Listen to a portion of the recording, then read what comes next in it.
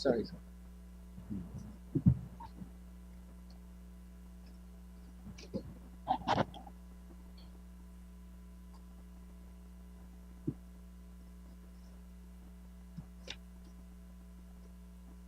Honorable members, I declare this 105th sitting of the National Assembly of the 12th Parliament of the Cooperative Republic of Guyana to be duly constituted and in session. The clerk will lead us in prayers. Almighty God, we who are here gathered together, do most humbly beseech thee to guide us in all our consultations, so that we may together build a land where knowledge is free, where the mind is without fear, and the head is held high, and where words come from the depth of truth. Grant us, O God, thine aid and guidance, so that we may deal justly with the several causes that come before us, laying aside all private interests, prejudices, and personal preferences, so that the result of our counsels may be, to the glory of thy blessed name, the maintenance of true religion, the preservation of justice, the safety, honor, and happiness of the President, and the peace and prosperity of Guyana. Grant us, O God, the vision so to lead, that all the people of this fair land may enter that state of brotherhood and unity, with the minds led forward by thee, into ever-widening thought and action. Thank you. Please be seated. Messages from the President. Announcements by the Speaker. You can carry on, Mr. Clerk. Presentation of petitions. Presentation of papers and reports, etc.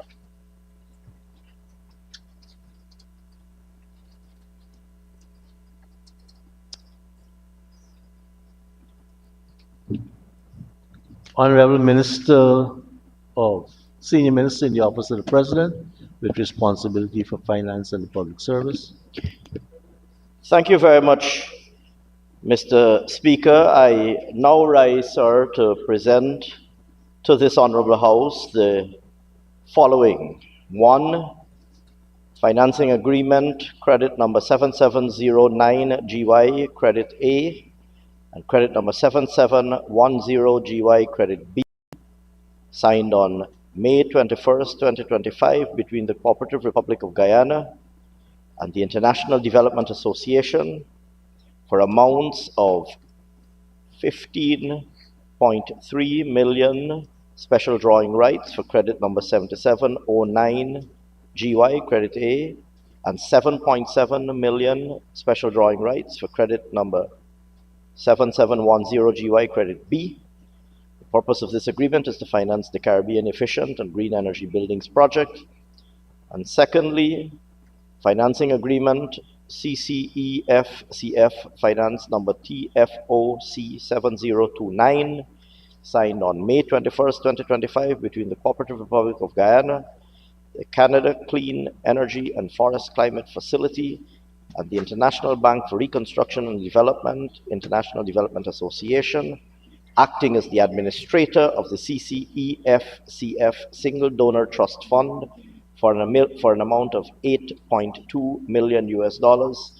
And the purpose of this agreement is also to finance the aforementioned project. That is to say, the Caribbean Efficient and Green Energy Buildings Project.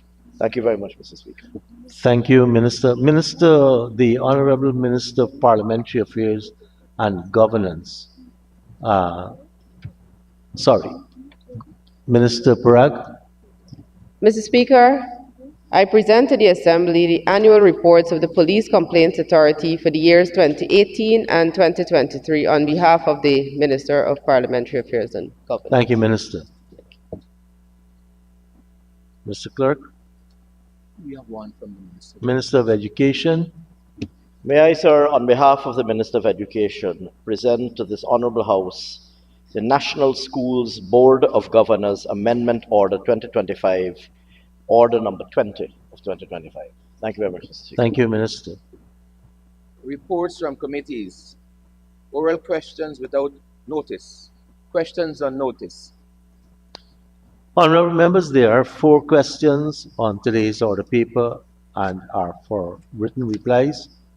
2 of these questions are in the name of the Honorable Member, Ms. Annette Ferguson. and are for the Honorable Senior Minister in the Office of the President, with responsibility for finance and the public service. Ministers asked that he given some more time to respond to these questions. The other two questions are in the name of the Honorable Minister, Ms. Tabitha Sarabu Hali, and it's for the Honorable Minister of Parliamentary Affairs and Governance. The answers to these two questions have been received and they have been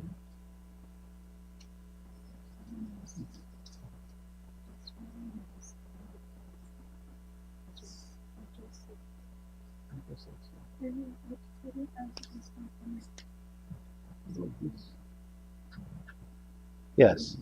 And the two questions for the Honorable Parliamentary Affairs and Governance Minister, those two have been circulated.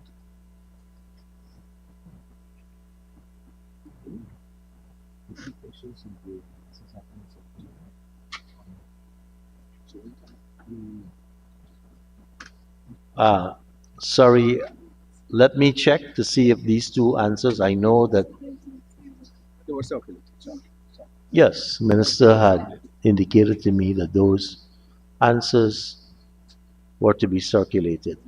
So I'm confirming that they have been. So it's only the two questions for the Minister of Finance that has that have been deferred. Mr. Clerk? Mr. Speaker, Ms. Ferguson. thank you very much, sir. Pleasant morning to you and to members of the Point House. of order. Yeah, well, I'm standing with regards to the two questions in my name, which you reported earlier that the honorable member is asking for additional time to provide the necessary responses. This, Mr. Speaker, I find very strangely. Okay, so you're drawing attention to the announcement by the Speaker of the deferral. According to the standing orders, that's within the purview of the Speaker to allow for the deference at least once. Right? Thank you. Mr. Clerk? Statements by ministers, including policy statements, personal explanations, requests for leave to move the adjournment of the National Assembly on definite matters of urgent public importance, motions relating to the business or sittings of the National Assembly and moved by a minister, introduction of bills, public business, government's business.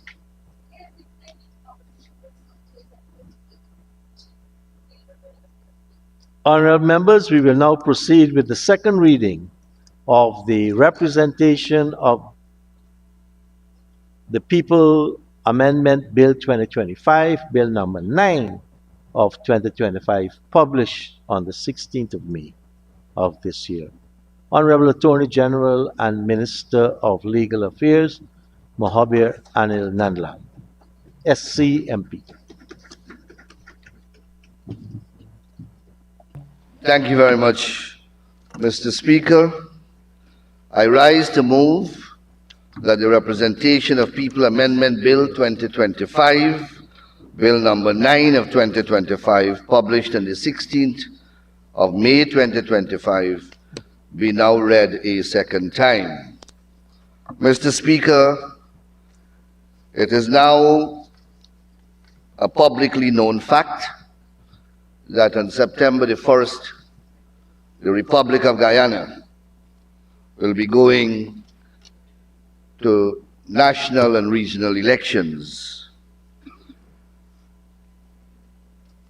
At the beginning of our term in government, we made a promise that we will enact a slew of amendments to our electoral laws, including in particular the Representation of the People Act and the National Registration Act, as part of our promise to strengthen our electoral machinery, to make the electoral process transparent, to make those who are responsible for the management of the process accountable, and also to enact penalties that we think are sufficiently dissuasive in the event that some may think that they can attempt, as was done in 2020, to derail the election process. In delivering that promise, Mr. Speaker, in 2022, by Bill number 25, we enacted in this House a menu of amendments, several in number, covering a wide amplitude of areas under both the ROPA and the NRA. Abbreviations, of course, for the Representation of the People Act and the National Registration Act. We also, Mr. Speaker, consolidated and revised a number of different pieces of laws and amendments to these principal acts that were scattered all over, and that would have been passed over 2.5 decades. In the end, we now have a consolidated NRA and a consolidated ROPA, where these two mega pieces of election legislation have in them all the requisite amendments that would have passed over the last 3 decades. Mr. Speaker, that exercise was indeed a tedious one and a comprehensive one. And among the amendments that were affected was to create electoral sub-districts in 3 of the traditional electoral districts in the country, namely Electoral District 4, Electoral District 3, and Electoral District 6. The intent of those amendments are to ensure that in these very populous districts, we have the tabulation exercise, which would ordinarily have been done by the returning officer in one central place in each electoral district, that tabulation exercise, which is stipulated as a mandatory course in ROPA, and I believe it is called the ascertainment of the votes, to use the technical language of the statute, that this exercise will take place not in one central place, but will be done in electoral sub-districts, which we have created now using known electoral divisions which had existed in our system since we introduced proportional representation in the way that it now is in 2001, 2002. So, for practical purposes, for example, Region 4 or Electoral District 4 now has 4 sub-electoral districts. one called the East Bank of the Amarara, and the boundaries are known because the East Bank of the Amarara had always been an electoral division well demarcated and known, so we didn't create new boundaries. So the East Bank is one sub-district for Region 4. The East Coast, another sub-district. Again, the boundaries that are used are the boundaries that were always used to demarcate the East Coast. And North and South Georgetown, again using the conventional boundaries. And what will happen here, Mr. Speaker? The votes cast in each of these sub-districts will be ascertained by a new officer, now styled a supernumerary returning officer, in the particular sub-district. So what will happen here is that all the political parties' representatives, the observers, and all those who are statutorily required to be present at the ascertainment exercise will be present, but that exercise will now be conducted in relation to the votes cast in that sub-district,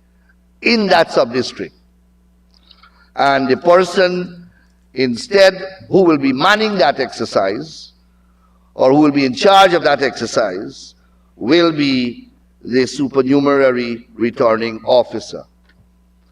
For the listening public, it simply means that that exercise that we all famously saw, or that famous exercise that we saw, or that we all saw on March the 3rd, or beginning on March the 3rd, March the 4th, I think, at Ashman's building at the corner of Hatfield Street and Avenue of the Republic.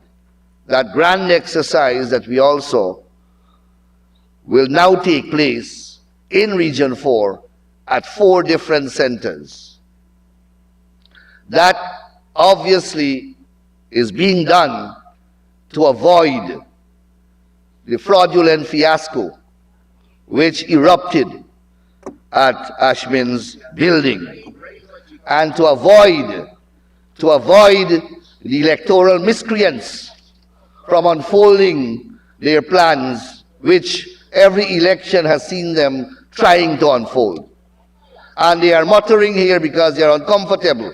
I have always said, Mr. Speaker, that bandits always will have a problem if you grill your house. It makes their job a little more tedious and difficult. So you will excuse the utterances that you are hearing emanating from the other side. So, Mr. Speaker, the amendment is very simple. And, Mr. Speaker, what occurred when we did the final draft and when we enacted the bill in 2022, we omitted, Mr. Speaker, to define, to include in the definition of a supernumerary returning officer someone to deputize his or her functions. When one draws the analogy between this supernumerary returning officer and the returning officer, as the supernumerary returning officer will be a miniaturized version of the returning officer, you realize that the returning officer has a deputy in ROPA. But in the amendments which we did not include a deputy for the supernumerary returning officer. And that is all that this bill is intended to correct. You see, Mr. Speaker, in my view, when I first looked at it and I realized the omission, I thought that common sense, and logic would have allowed for an elastic interpretation that would accommodate the omission. Because in my view, a supernumerary returning officer, if he or she is not there, someone can deputize by operation of law and by normal grammatical canons of interpretation. But we are dealing here with electoral miscreants. And you can't leave anything. You can't leave anything to chance here. And you hear them? They're very annoyed that we are blocking this last hole, because this may have been an avenue that they were looking at, licking their lips and seeing, here's an opportunity for the cat to pounce on the milk. But we just take the milk and put it in the safe and we lock the door. So the cat has to now lick its lip dry. So, Mr. Speaker, that is what the bill is. I don't think my friends on that side can have any problem with this bill. They can't have any problem with this bill. So, Mr. Speaker, I know that the elections caught them, the election announcement caught them with their pants down. And we are seeing, Mr. Speaker, a lot of hemorrhaging on that side, a constant hemorrhaging. There may be serious blood shortage before the elections because there's bleeding from that side. Bleeding from that side. The wounds are gushing. And it is continuing. I am told that even today we will have an announcement from the floor. I am waiting. That's correct. I am waiting. I got a board whisper to me quietly that we may even have an announcement here today. Right? So, Mr. Speaker, there is an amendment to this bill in my name, which I believe has been circulated or will be circulated in due course.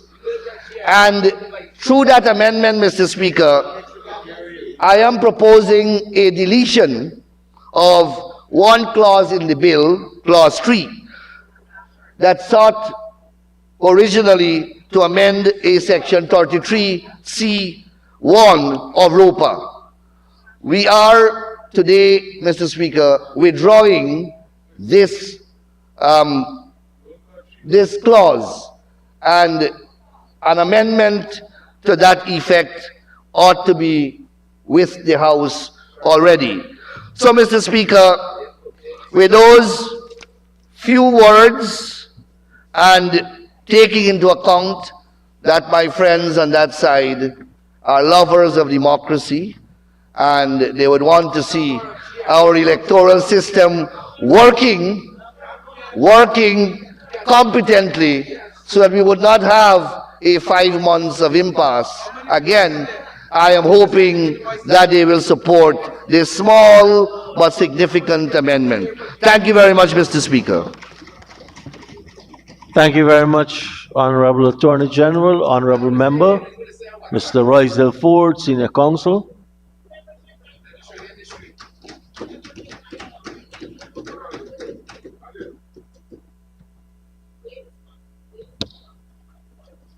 Good morning, Mr. Speaker.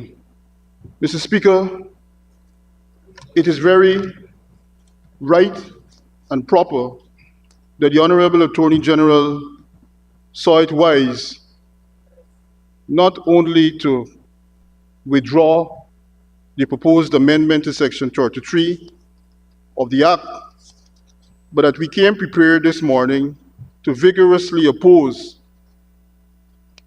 the presentation of that amendment to this Honorable Assembly. Mr. Speaker, it affords us, and particularly me, as the lead speaker on this side of the House, to indicate our position in relation to the electoral arrangements, the state of the electoral mechanisms and law after 5 years, even though we are now facing another elections. Mr. Speaker, for the last 5 years, this government has bandied about and said publicly about its commitment to a fair electoral system, but has failed repeatedly to bring before this honorable House the sort of legislation, the sort of amendments which will guarantee, really and truly, a fair, proper, and credible electoral system for this country. Mr. Speaker, if this bill had passed, the effect of it, really and truly, would have been to confer on the Guyana Elections Commission, particularly the Commissioner of Registration, the Chief Elections Officer, with a very disturbing power and authority to exercise, Mr. Speaker, to exercise a discretion,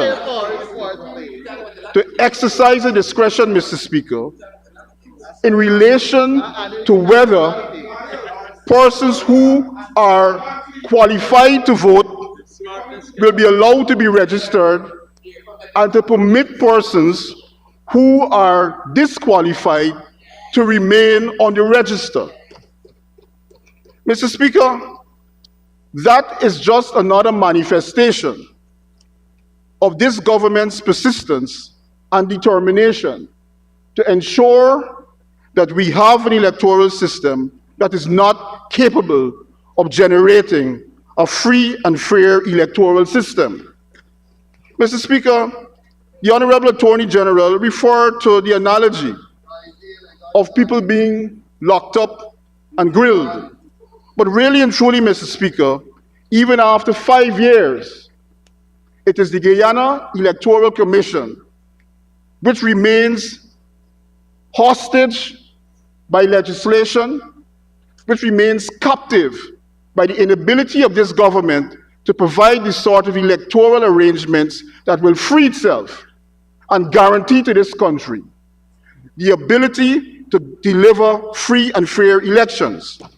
Mr. Speaker, we've heard about recommendations and the need to bring before this honorable House proper legislation for our elections. But Mr. Speaker, this government has failed to implement the recommendations from every single election observer from the 2020 elections. Mr. Speaker, let's look at the CARICOM 2020 report. It says first that as a minimum condition of electoral reform, the CARICOM team recommends the urgent need for a total re-registration of all voters in Guyana. The government has failed to do so. The government has failed through the Elections Commission, which has representatives on board, to support the opposition's call for the total re-registration. Mr. Speaker, we look at the OAS report. They say, Mr. Speaker, that the official list of electors for the 2020 general and regional elections contains 660,998 names, a number that is relatively high in relation to the estimated population of Guyana, 785,000. In explaining the reasons for the bloating of the list, GCOM noted that it includes the names of persons who are dead or who no longer reside in Guyana. Currently, GCOM has no means of cleaning the list, save through the constitutional provisions for removal, a registered death, certified insanity on election offense through claims and objections period. In July 2019, GCOM commenced a house-to-house registration process in order to create a new National Register of Registrants database prior to the 2020 elections. This process was halted in 2019, August, after the Chief Justice held that residency is not a requirement for registration, and that the names already on the list of registrants and electors who were not captured during the house-to-house registration exercise could not be removed except through the constitutional provisions for removal in the National Registration Act. GCOM acknowledged that in these circumstances, it will be challenged in reviewing the list. In order to resolve this issue, the mission recommends comprehensive reform of voter registration, along with the necessary legislative authorizations for registration, changes to voters' lists, and the submissions of complaints about the exclusion or inclusion of voters, to undertake a house-to-house registration at the earliest opportunity upon the completion of the election and periodically thereafter. Voters who are at least 18 years old and who qualify to be placed on the list for the first time should be identified during the continuous registration process. Mr. Speaker, the Carter Center, which this government loves to speak about, says, looking forward, it's important to clarify and update Guyana's legal framework around voter eligibility and voter registration. In particular, the Carter recommends the 2007 legislation and clarification as to whether the introduction of continuous registration was meant to end the practice of repeatedly dissolving the existing National Register of Registrants and compiling a new voters registration process. Mr. Speaker, the European Union, in relation to this issue, says that, and they recommend that the government and GCOM undertake a thorough update of the decade-old register well ahead of the next election cycle, based on inclusive consultations and political consensus. At the same time, great effectiveness of the continuous registration process. The Commonwealth Organization, Mr. Speaker, calls for a new National Register of Registrants to be completed. They point out the failure to complete that process between July and August 2019. And definitely they refer to the need of legislative reform. Mr. Speaker, the government has failed to bring that sort of legislation which is required. Importantly, Mr. Speaker, if this bill had passed, Mr. Speaker, yes, Mr. Speaker, if this bill had passed, it would have aggravated, Mr. Speaker. It would have aggravated, Mr. Speaker, the current problem that exists at the Elections Commission. Mr. Speaker, if this bill had passed, it would have aggravated the current problem that exists at the Elections Commission. We currently have, Mr. Speaker, a 7-member commission. And the record of voting and deliberations of this commission indicates that on each and every occasion, the chairman exercised a casting vote on each and every issue in relation to that issue. Mr. Speaker, the same election commission has, from the point of view of the election observers, they have recommended, Mr. Speaker, a creation and to a change of the structure of the electoral authority. The OAS recommends, Mr. Speaker, the mission observes the polarization among the members of GCOM and the challenge that this created arriving at a consensus. The division appears to exert undue pressure on the chairman and the use of his or her casting vote to resolve decisions before the commission. They recommend, Mr. Speaker, a multi-stakeholder discussion on the structure of the electoral authority in order to enhance the deliberative nature of this commission. Mr. Speaker, the government has failed to bring before this House any legislation that would resolve this sort of impasse that currently exists, that reduces this elections commission really and truly to the chairman. Mr. Speaker, the government has failed to bring before this House biometric legislation, which would resolve the issues which emanated out of the last elections. Mr. Speaker, there is no rational argument which could be advanced for the omission, the failure of this government to bring biometric legislation. Mr. Speaker, in the Republic of Ghana, they were able to implement biometrics for millions of persons within 6 months. The government has failed to bring such legislation, which would only improve the electoral system and to reduce fraud, voter impersonation that marred the last elections. Mr. Speaker, we all know, and we're now days away from the 2025 election. And this commission, Mr. Speaker, has failed, the GCOM, Guyana Elections Commission, has failed to engage in any review, conduct any examination, prepare any report on the results of the last election and the management of that organization, GCOM, on the last elections. At the last elections, Mr. Speaker, the Guyana Elections Commission, and this cannot be forgotten or blown away, produced its own records, Mr. Speaker, which indicated that in District Number 1, 1,593 votes in 9 ballot boxes were impacted by allegations of voter impersonation, or 13% of the votes in District 1. Mr. Speaker, we now see why they don't want to bring the sort of legislation that is needed. Because they are the architects of electoral fraud.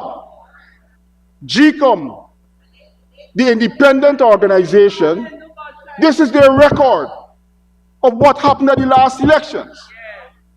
Mr. Speaker. Honorable member, what you are saying that this is the record, there are a lot of contentions.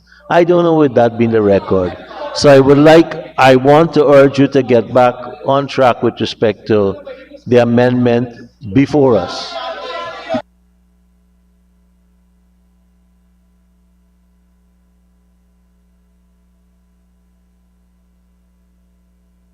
Mr. Speaker, what I am referring to, Mr. Speaker, is the official record of the Guyana Elections Commission that came out of the national recount, Mr. Speaker. I am not... Honorable members, as I said, a lot of contention, legal challenges over that, which I don't want to raise here. So please, let's get back on track.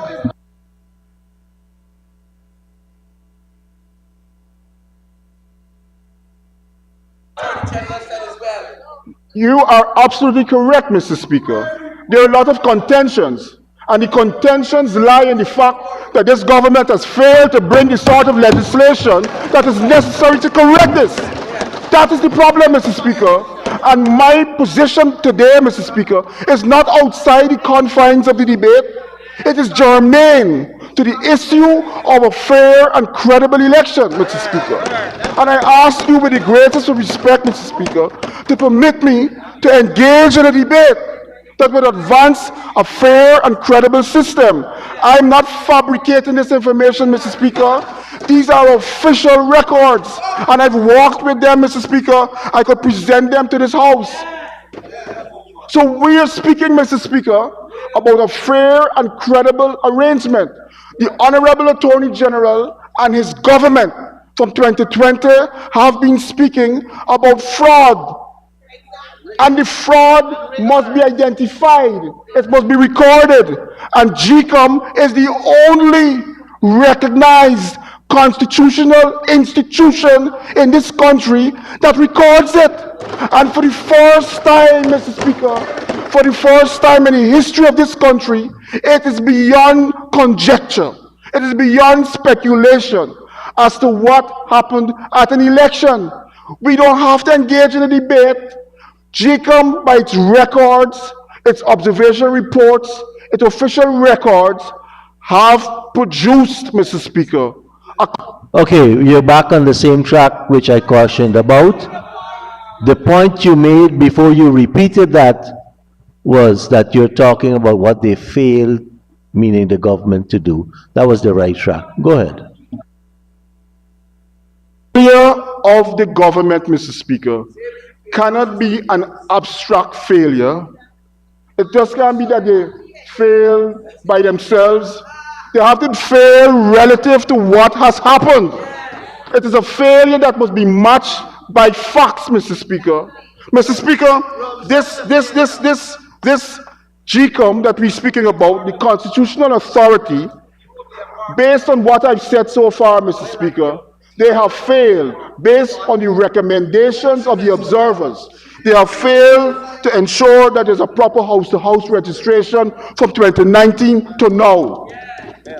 The observers have said so, Mr. Speaker. They have failed to conduct any sufficient verification of the process of the elections. They have failed to conduct a review, a comprehensive review. They have failed to identify any recommendations of its own.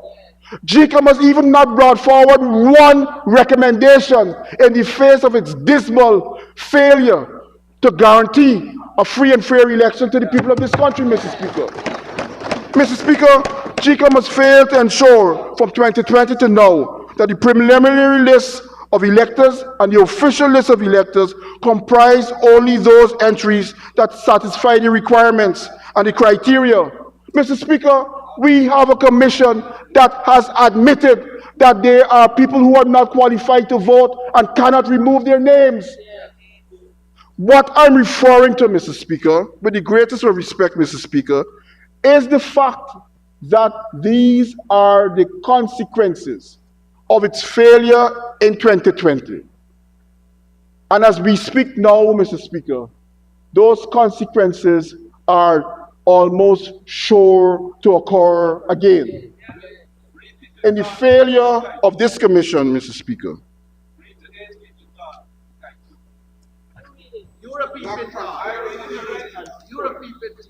Mr. Speaker,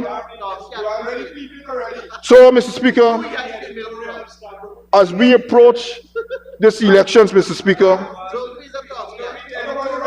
we are facing, Mr. Speaker, another elections in which this government and that party has failed to implement, Mr. Speaker, the sort of legislation. Mr. Speaker, in every electoral district of this country, there have been recorded instances of vote impersonation that impacted the results of the elections. Mr. Speaker, the report of the Elections Commission, and I'd like to read this, Mr. Speaker. This is the report of the Elections Commission. And this is to conclude their report, Mr. Speaker, that in each of the 10 electoral districts,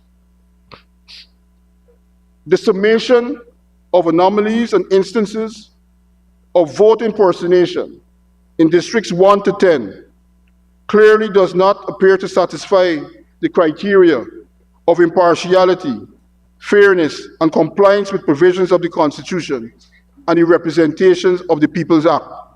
Consequently, on the basis of the votes counted and the information furnished from the recount, it cannot be ascertained that the results for the districts 1 to 10 meet the standard of fair and credible elections.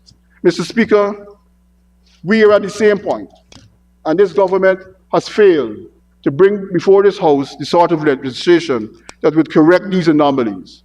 They're guaranteeing, Mr. Speaker, guaranteeing a continuous failure, Mr. Speaker, of GCOM and its obligations. Thank you very much, Mr. Speaker. Thank you very much, Honorable Member, Mr. Royzell Ford. And now for the Minister of Local Government and Regional Development, the Honorable Sonia Parat.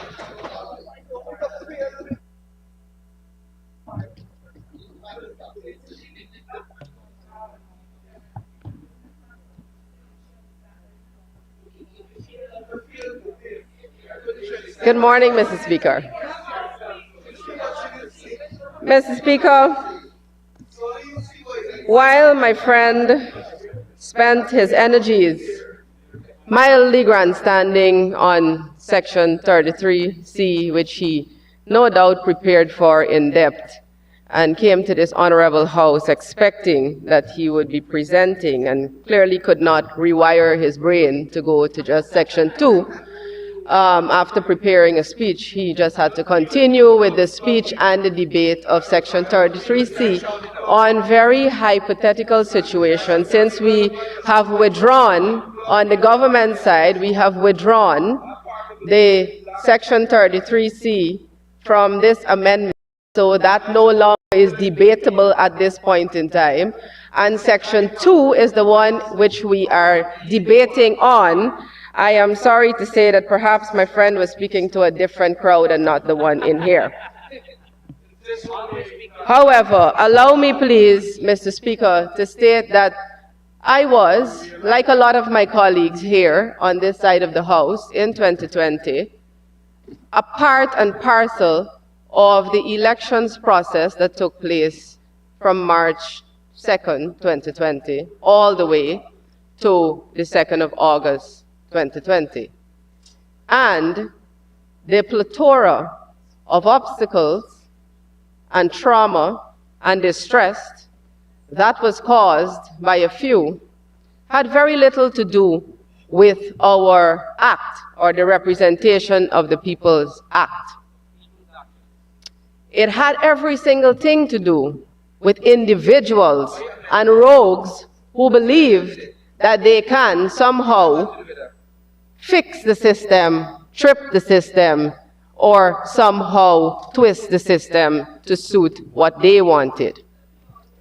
And so, Mr. Speaker, to begin with, the ROPA and the Section 84 and those sections that existed in that act, in that principal act, was provided a very strong system, an electoral system that worked, and worked very well on the 2nd of March, as a number of us would have observed the elections process and known that the day itself went very smoothly.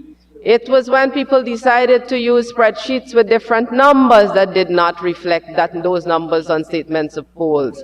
It was when people decided they want to put their name on a declaration for Region 4, when the votes were incomplete and the tabulation and verification process was incomplete at that time. And the point of trying to thwart the will of the people, irrespective of who those people voted for, irrespective of their violation of our Constitution and fundamental rights of people, holding up an entire country hostage for 5 months, inclusive of those who supported them. And so they come now to say that enough was not done to cure the system. And somehow that commission that would have worked for them had they been able to get that rigging through and get to a point of being in office after that 5 months, that commission, chaired by the chairwoman, would have been a perfect commission for them. So to stand here now and say we need to change we need to look at the commission and we need to do this, these are all ideas that they want them to suit their narrative and the way they want to be able, again, to infiltrate and perpetrate fraud on the system. Mr. Speaker, the system, as we promised when we got into office, we will relook at the laws that govern the electoral process. And we have done that with wide consultation from all sections of society. And it wasn't a month or two of consultation, it was a lengthy period of consultation to get to that point of having an amendment that was suitable to what different categories of the country thought that we should have in our electoral laws. And the opposition was consulted. They were consulted. So at the particular time that we were having consultations for this, and that is not something. It was up on the website for the Ministry of Parliamentary Affairs and Governance for the consultation for you to have a look at. But you know, and presentations right here. But you know, Mr. Speaker, in good fashion, anything that you give to them, they don't read it. They don't read it. They come here and they talk off. It's just now we're here to say that we have withdrawn 33.6. Yet they are still talking about 33.6, the entire presentation on 33.6 and nothing on 2, what we are debating here before us. Mr. Speaker, it gives me great pleasure to rise and lend my support to the representation of the People Amendment Bill 2025 that has been brought to this honorable House by our Attorney General. Clause 2 of the bill seeks to make a simple yet significant change. It amends Section 2.1 of the Principal Act to update the definition of supernumerary returning officer. This revised definition will now include both supernumerary returning officers for polling sub-districts in regions 3, 4, and 6, as well as deputy supernumerary returning officers. It is a targeted insertion, but its importance must not be overlooked. Mr. Speaker, for those who may ask why such a change is necessary, let me be clear. This is a clarification driven by the realities of electoral administration and the evolution of our laws to meet modern challenges. The term supernumerary returning officer was previously undefined in a way that covered the growing operational demands within our 3 largest electoral districts. What we have now inserted reflects the practical structure already being used in our elections, one that allows for greater decentralization of tabulation, quicker response times after the close of polls, and more effective oversight of sub-districts. No longer should we have to be sitting in a country waiting 5 months for the results of our elections that we already can know within hours of the tallying and the ascertaining of those votes after the close of polls.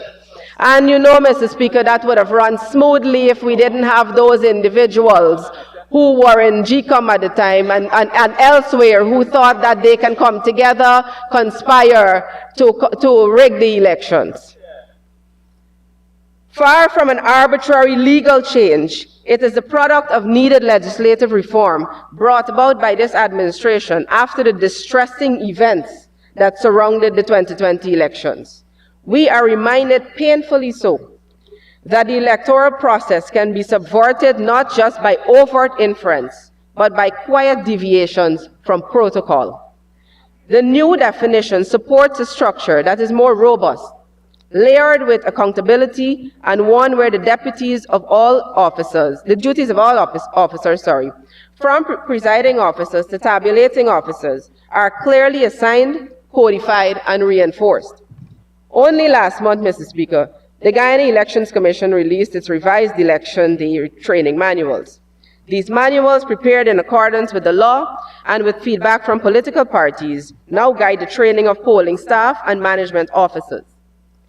It is not coincidental that those manuals include comprehensive sections on the roles of supernumerary returning officers and their deputies.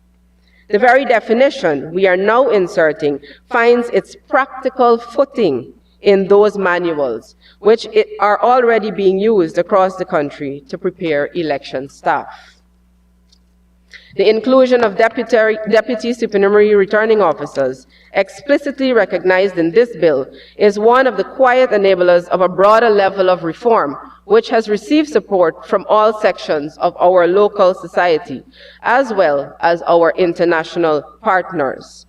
These officers play a critical role throughout the electoral process, and their functions are tightly regulated. Moreover, their presence ensures that no single officer or location becomes a bottleneck in the declaration of results, which we would all agree, Mr. Speaker, can be a source of uneasiness for our country, and it can actually emanate into so much drama and trauma in our country. Mr. Speaker, in Regions 3, 4, and 6, the volume of polling stations and statement to poll necessitates the creation of sub-districts, and supernumerary returning officers assigned to those sub-districts must not be political figures. They are administrative staff. They have statutory responsibilities. They must maintain logs, receive ballot boxes, verify statements of poll, and display results using electronic mechanisms. This decentralized structure is one of the many safeguards to protect the transparency and efficiency of our elections. Rogue elements simply have no place in our modern democracy and will not be tolerated. Mr. Speaker, we cannot rewrite the past or erase the deep scars etched into our national consciousness by repeated efforts to undermine the democratic process, efforts in which, regrettably, some of my friends on the other side of this House have enjoyed. But what can we do? We must do. But what we can do and must do is legislate for a future where the rules are clear, the systems are strong, and the avenues for interference are firmly closed. That is precisely what this amendment is, and many others brought by this Parliament is designed to achieve. I will say this with all due responsibility. Elections belong to the people, not to the politicians. And the machinery that delivers those elections must function independently, impartially, and without interference. That principle must be backed not only by rhetoric, but by law. The Representation of the People Amendment Bill 2025 is one small but essential step in that direction. I therefore have no hesitation, Mr. Speaker, in commending this bill to the House and giving it my unequivocal support. Thank you. Thank you very much, Honorable Minister. And now for the Honorable Member, Mr. Sherrod Duncan.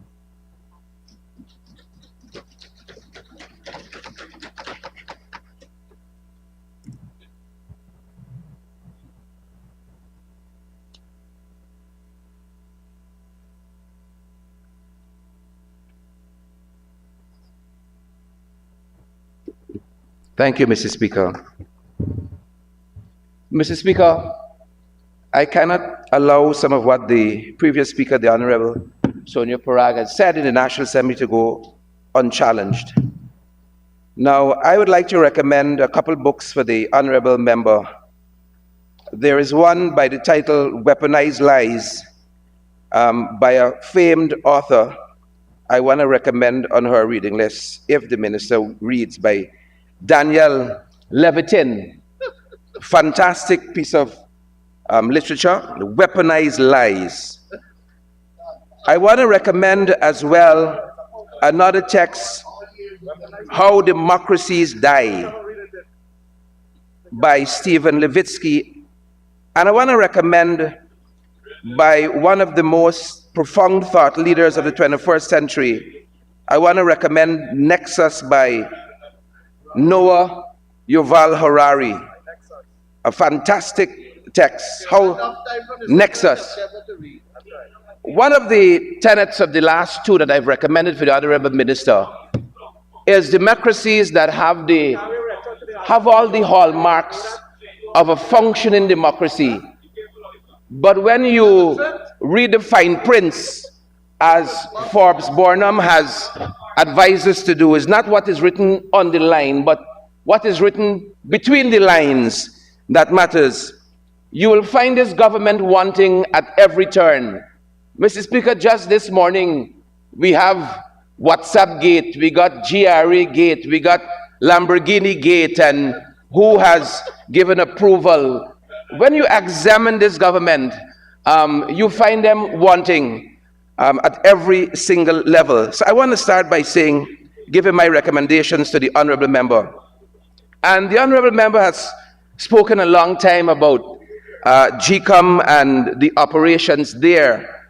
Now, I have heard a lot spoken over the last few months, the last few years, it is important to note that since 2020 and a lot of bogus charges that were brought against a lot of members of GCOM and elsewhere, you have not had one conviction with a plethora of evidence that the Honorable Attorney General has stated lots of time in the public domain it exists and can to truckloads of evidence. You have had not one single conviction in 5 years. As a matter of fact, we will go to the next elections with matters pending from the last election, and that is an indictment on this government, who has sought every turn to come here and lecture us about good governance and accountability, and you name the whole gamut of it, and they will come here and they will pretend as though their last internal PPP conference wasn't rigged, and and all of those things. They will talk about rigors. They have such a fascination with rigors. They're collecting a lot of them.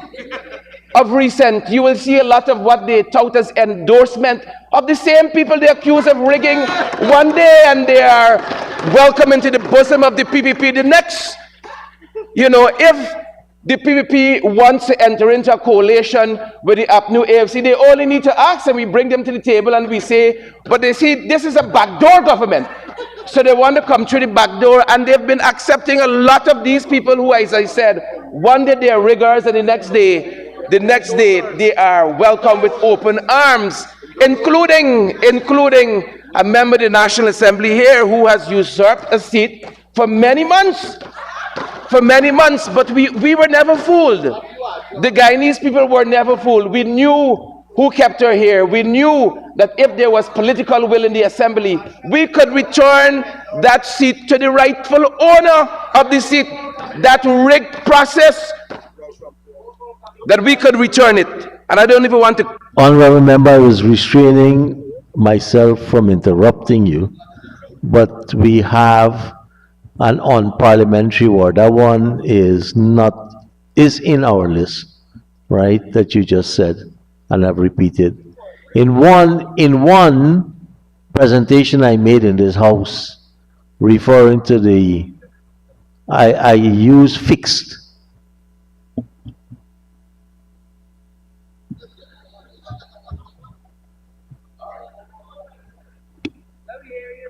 All right, thank you very much, Mr. Speaker. So it is very, very telling, and I think the government ought to check its own self, that it cannot with a straight face come into the National Assembly and talk about rigors, and then perhaps before the day is out, you will see a rigor endorsing the government and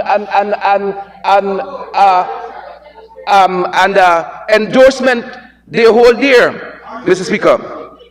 But that being said, I'm still responding to the Honorable Sonia Parag, because as these very cases that touches and concern our electoral process and the need they have proffered for electoral reform, they have been very telling. I mean, when you listen to Roslinda Rasool, for instance, who went from an observer one day in this country to sitting at... Honorable Member, standing order, raising the name of someone who is not in the House.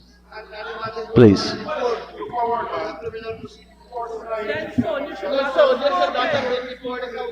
Mr. Speaker, I rather suspect you're going to stop me several times during the course of this presentation. No, not at all. In fact, if you remember our conversation years ago when I said, I love your presentations and I don't like to interrupt you. So please. Yep. Thank you very much, Mr. Speaker. Gracious Speaker. What we have seen in the public domain emanating from different quarters in this country seems to run counter to what the government has said repeatedly over the past few years.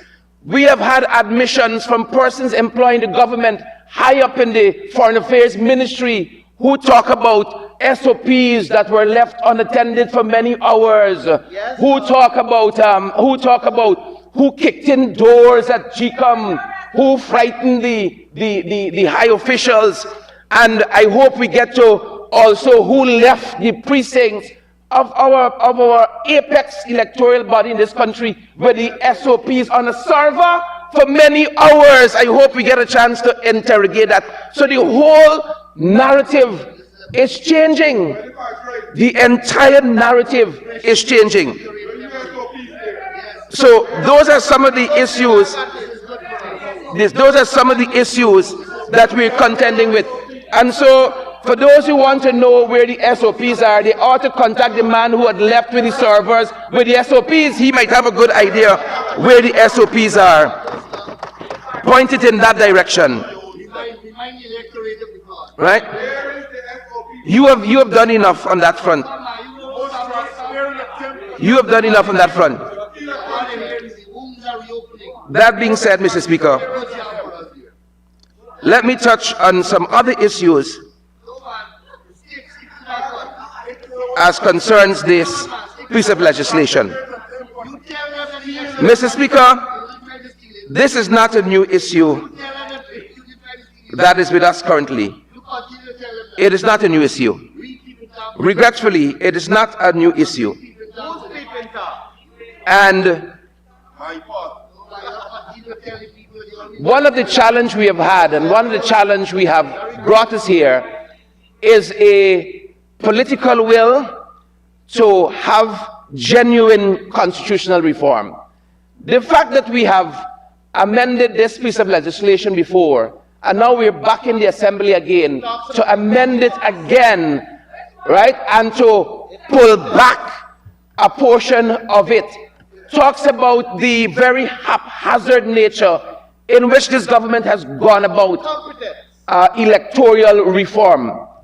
Now, they have done this in particular instance where it suits them. And the evidence is clear. The evidence is there. One only needs to look. Now, when we look back at some of what has happened over the last 4 or 5 years, everything that has been done in this National Assembly where the amendment of legislations are concerned is particularly or are particularly suited to the proliferation, the propagation of power, the extension of power by the PPP. You name any piece of significant legislation that has come before this Assembly to be amended, and you can go through the whole gamut of it. We have had to deal with gerrymandering of our boundaries. All of that tend to favor the incumbent government. It was GCOM itself, that pulled back, that spoke very strongly that it had the remit to change the boundaries and not the Minister of Local Government. You look at the legislation that pertains to residency requirement and what they have done with that. All of that seeks to perpetuate the PPP in government. You look to see what they have done, for instance, with the birth certificate issue in terms of the Registration of Birth and Death Amendment Act of 2021, and it goes to perpetuate the PPP being in power. Mr. Speaker, I just came back from Region 1, where I saw a lot of things that should not be happening in this country. Mr. Speaker, the Amerindian hostel in Region 1 has been overrun by our Venezuelan brothers and sisters, and they tell us, the Warraws and others, they tell us that they're waiting for passports and birth certificates from Georgetown because this piece of legislation facilitates that. And there's a particular reason why 2 years after and $2 billion later, we are no closer to the results of the census, because the census will tell us who have left. And this piece of legislation here, where the registration of births and deaths is concerned, will tell us who they want to come and to pad the list. Every piece of legislation, when you trace it, you will see what we're talking about. And I wouldn't touch on some of this traverse territory that the Shadow Attorney General Royce Ford has touched on in terms of the plethora of recommendations from the EU, from the Commonwealth, from the Carter Center, the plethora of recommendations that have been untouched in 5 years for a government that says they take electoral reform seriously. Untouched, all of it, from all of the international stakeholders, the observer missions, and it makes for very, very interesting reading. And so, since the learned Royce Ford has touched on that area, I don't want to traverse that any more than I should. Now, we were told, I want to touch this aspect, we were told of a national, a new EID card, millions of US dollars put towards that. What has ever happened to that? This government is a catalog of unfinished projects, half-baked ideas. $34.5 billion, the learned Royce Ford says the cost for these EID cards. All of that is to impact on what is happening here. And while they want to do all of that, Mr. Speaker, these are our colleagues, the honorable members on the other side. They would tell us that the biometrics is too difficult to do. Because why, Mr. Speaker? It doesn't favor them. It does not favor their perpetuation of power. It does not favor them staying in office. So they would never find it, even though just after they had lost the 2015 election, it is there for public record, they were the ones championing these very things. Very good point. But they have no concern with that currently. Mr. Speaker, I want to spend a little time on this whole issue of the electoral reform. The Chief Justice and the learned Chief Justice acting and the learned Chancellor acting, they have been victims of this. They have been victims of a system that we know is wrong, but we don't have the political will in this country to change it. You've had the recent past president of the Caribbean Court of Justice. You've had the recently re-elected Bar Association president, all of whom have said we should solve this problem. And we on this side, we have already indicated our willingness to solve this problem. But again, it does not augur well for the government. So they have seen no urgency in changing the status quo. As a matter of fact, this government said to the people of this country, let us wait and get the Judicial Service Commission. Let us wait and get the Judicial Service Commission in place, and then we will affirm these two high offices. That has come and gone. 2 years later, we are waiting, and we know we will go to the election, and this will be yet another unfulfilled promise of this administration. And as my colleague said, first order of business when we are returned to office on the 1st of September, on the 2nd of September. Mr. Speaker, I said all that to say, Mr. Speaker, I said all of that to say, it was just only recently in a decision out of the High Court that the Chief Justice has had reason to say that our electoral laws are all over the place, Mr. Speaker. And after 5 years in government, this government that says they want to tout how much legislation they have passed through this National Assembly and how much they care, but this is never the right legislation, and this is never the right way in which to show people really and truly that you care. That the Chief Justice has said that the electoral legislation in this country, the electoral laws in this country are all over the place, and it is difficult for the ordinary person to understand that. If this government had any intention of real electoral reform, they would have pursued this from day one. But pursuing electoral reform might shorten their tenure in government, so they have no real interest in that.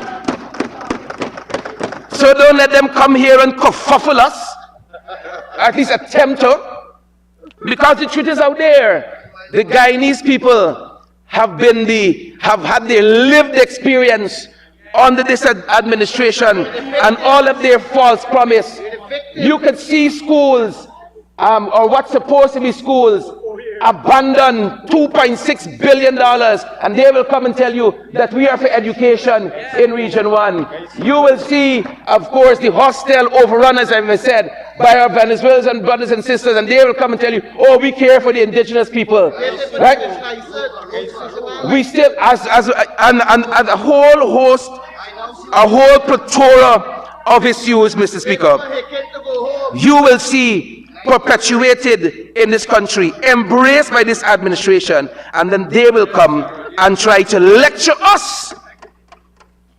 Haven't seen all that we have seen, Mr. Speaker, but we are not moved by that. We are not moved by any of that. By you, Mr. Prime Minister. I note the Vice President was very reserved and took a long time to say whether the PM would be returning if they win the next administration. Very reserved the last press conference. That being said, Mr. Speaker, on the ROPA legislation, on the issue of the ROPA legislation, Mr. Speaker, by the very nature, the haphazard nature of this government, this is a AG who has stood before this House to say that when he looked at it, it should have been common sense to omit or to add.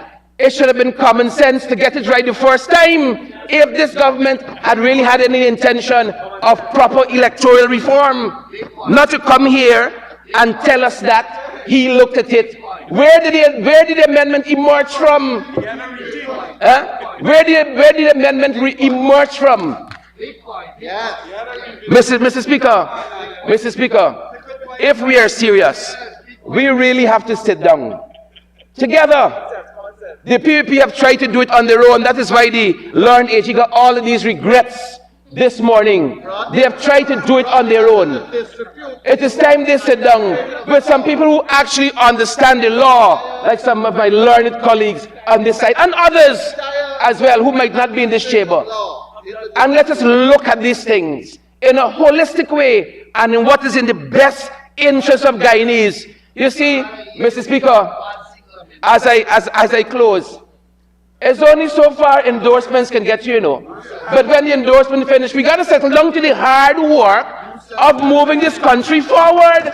We got to settle down to the hard work of bringing proper legislation before the National Assembly that serves in the interest of all Guyanese and not just a select few, not just friends, family, and favorites. And these amendments, even with the one they have withdrawn, when taken together, Mr. Speaker, when taken together, really says that these suggested changes that have come from the government are really and truly just haphazard way of going about doing it, and to really and truly to keep themselves in power with the pretext as though they are substantive and significant legislative changes. And Mr. Speaker, when taken together, Mr. Speaker, I cannot support the amendment that is proposed here this morning. And I thank you. Thank you very much, Honourable Member. Mr. Duncan. Now for the Honourable Member, Miss Halley.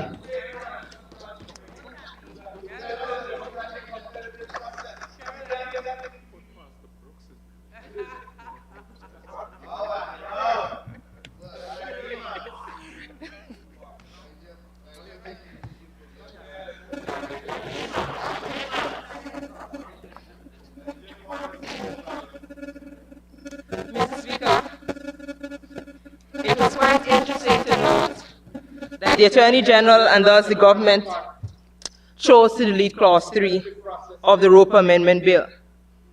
The amendment to the bill. I am very glad to see that good sense has prevailed, as the impact that 33C1 was likely to see or to show a fundamentally weakened system of checks and balances embedded in our electoral laws.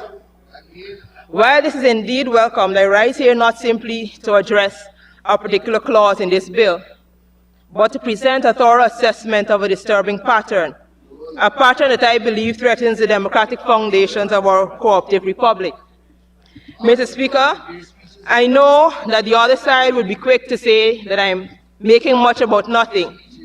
But permit me, Mr. Speaker, to contextualize the legislative developments since 2021.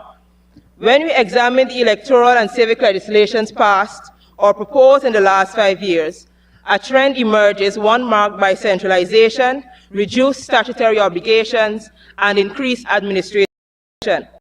Mr. Speaker, over the past 5 years, we have witnessed a succession of legislative amendments that, taken together, reflect a troubling shift in the balance between democratic oversight and executive discretion.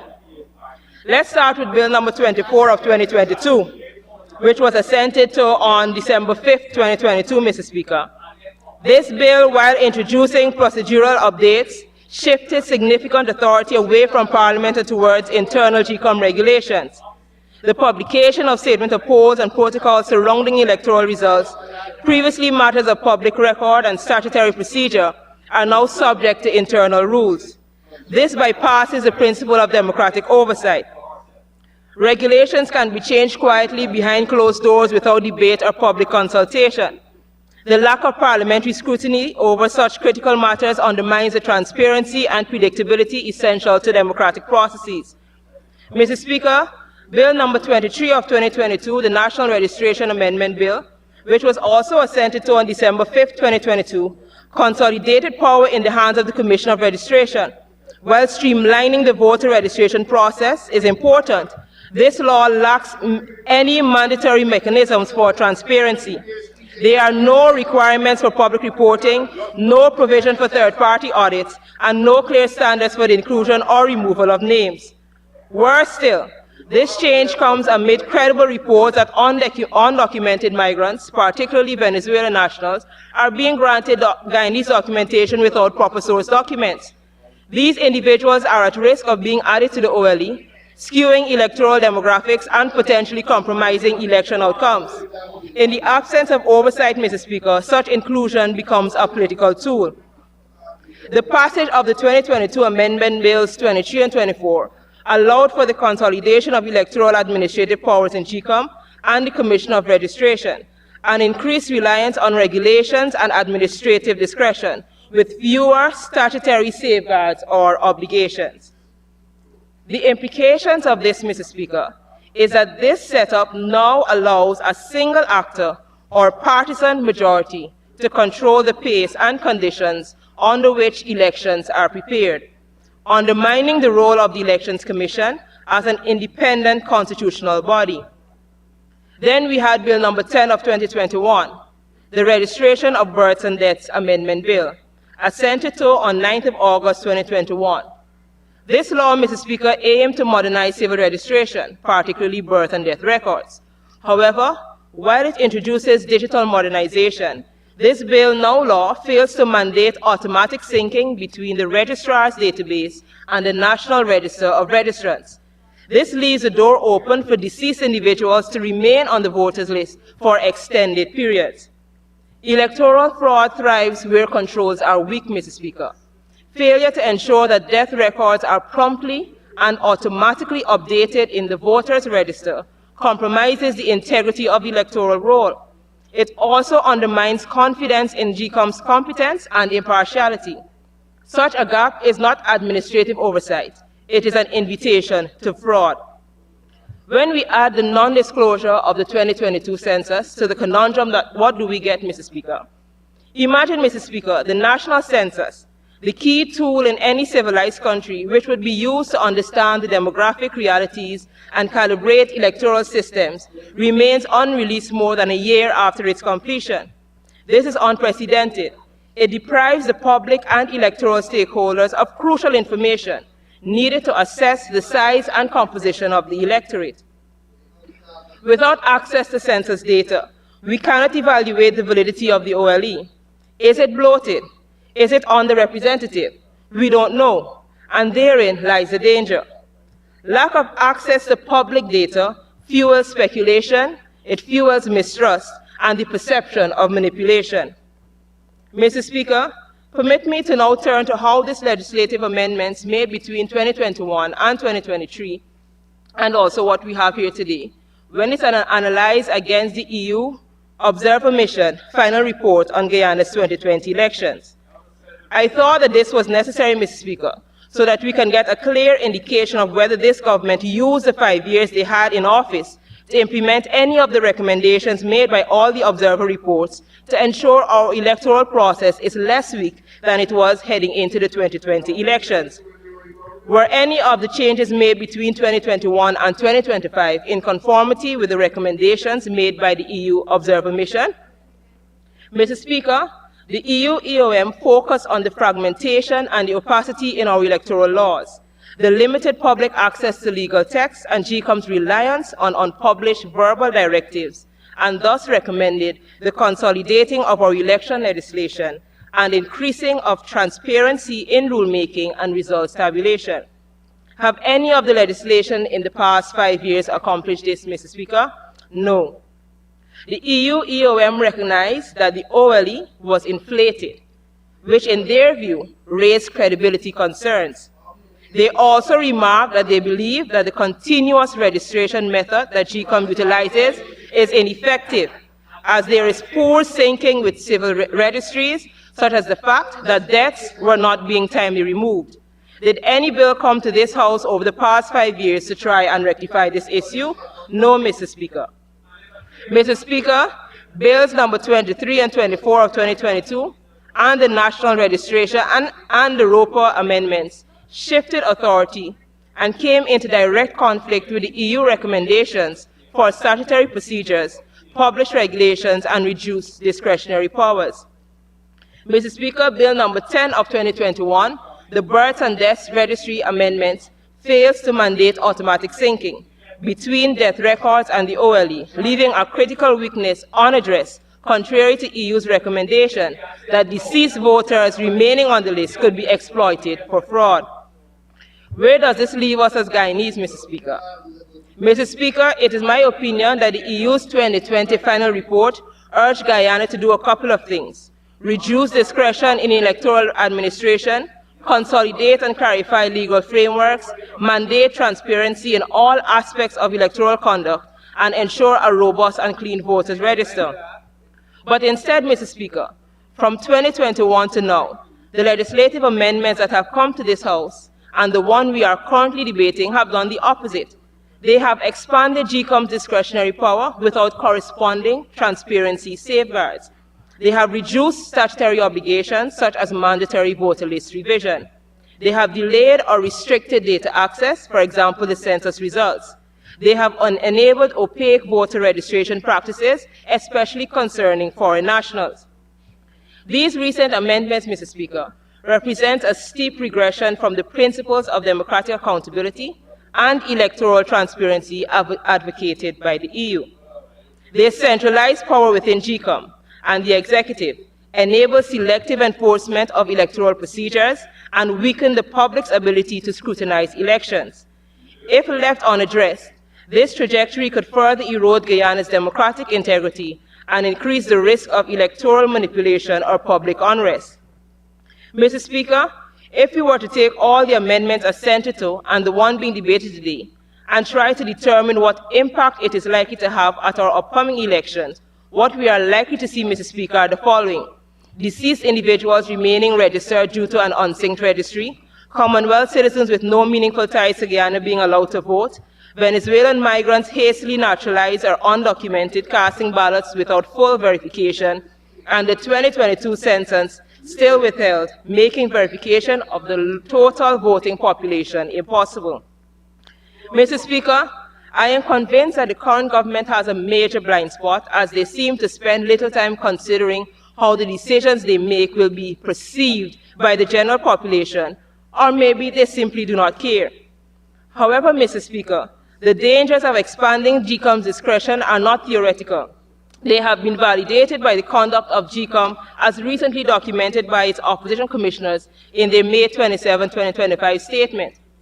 They revealed, Mr. Speaker, that GCOM had at that point failed to finalize an election work plan before speaking to the president, that they were silent key decision makers and canceled meetings without notice, that the GCOM unilaterally declared an election date contrary to the Commission's own timeline, and arbitrarily reduced statutory deadlines for candidate submissions, appeals, and claims and objections. Furthermore, Mr. Speaker, the proposals for biometric and fingerprint-based registration dating back to 2023 have been stonewalled without valid justification. This shows that even beneficial discretionary powers are being consistently ignored. GCOM's refusal to act in the public interest unless legally compelled reinforces why mandatory provisions must remain untouched. The opposition commissioners, Mr. Speaker, have confirmed what many feared, that GCOM refers legal queries directly to the Attorney General, who is a partisan government actor.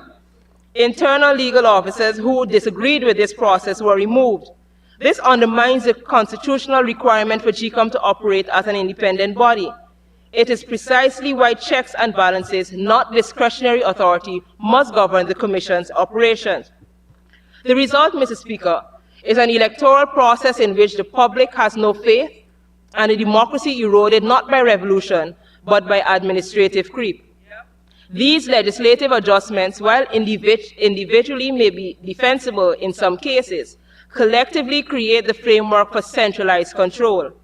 A state in which electoral mechanics can be quietly manipulated is not a state governed by the rule of law. It is a state governed by the preferences of a few. Democracy is not defined solely by elections, Mr. Speaker. It is defined by how those elections are conducted, by who can vote, and by how the process is managed. When discretion overrides law, and when electoral systems lack transparency and accountability, democracy itself is at risk. Mr. Speaker, with everything that has come to light over the past couple of months, this government must feel some sense of urgency to rebuild some amount of trust with the citizens whom they serve. If they so desire, I would like to propose the following. I first urge the government to release the full results of the 2022 census immediately, enabling a proper audit of the OLE. I urge the government to mandate technological integration between the registrar and the NRR to ensure automatic updates on births, deaths, and citizenship status. I urge this Parliament to establish an independent, multi-stakeholder oversight committee with auditing powers to review GCOM's performance and voter registration practices. I urge this government to regulate non-citizen voting eligibility, codify clear, enforceable rules on the inclusion of Commonwealth nationals requiring proof of long-term residency and lawful status. I urge a parliamentary review of GCOM's regulations, requiring that all significant electoral regulations be subject to parliamentary debate and approval before implementation. Time and time again, Mr. Speaker, this government seems unable to understand that when governing an entire country, one must take into consideration how those persons that you are elected to serve would respond to the decisions that you make. Of course, Mr. Speaker, there will always be times when some difficult decisions have to be made for the safety, security, and well-being of the citizens. What must be recognized, Mr. Speaker, is that when it comes to matters of people's freedoms and elections, making decisions that even appear to be biased or unjust would always draw the ire of the populace and further erode any semblance of confidence and trust that the citizens may have in you. Maybe the Attorney General can, when he closes up, answer whether GCOM, an independent constitutional body, whose mandate requires it to at least appear to be unbiased, should be dependent on the advice of a perceived biased and politically appointed Attorney General and Minister of Legal Affairs. But who knows? It has become quite evident that those who lead seem incapable of understanding what servant leadership and good governance requires. Mr. Speaker, we are at a crossroads. We can choose to protect our democracy, to strengthen our laws, and to rebuild trust in our institutions. Or we can choose to stand idly by as democracy slips through our fingers. These amendments may seem bureaucratic, but their effects are profound, Mr. Speaker. They determine who gets to vote, how votes are counted, and whether our nation can call itself a functioning democracy. I urge this Parliament to reject everything that has come thus far and to revisit the legislative changes of recent years and to recommit to the principles of transparency, fairness, and democratic governance. Let history remember us not as silent enablers, Mr. Speaker, but as defenders of Guyana's democratic soul. Thank you. Thank you very much, Honorable Member. And now for the Honorable Member, Ms. Amanza Walton Dizzy.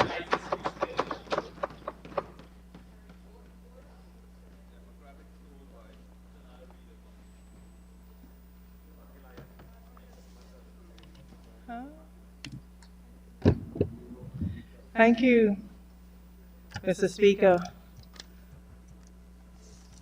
Mr. Speaker, I note the Honorable Attorney General's withdrawal or amendment to the bill in which he sought to withdraw Clause 3. It's very, very interesting that he chose to do that, because I think the Honorable Attorney General recognized that he was erring.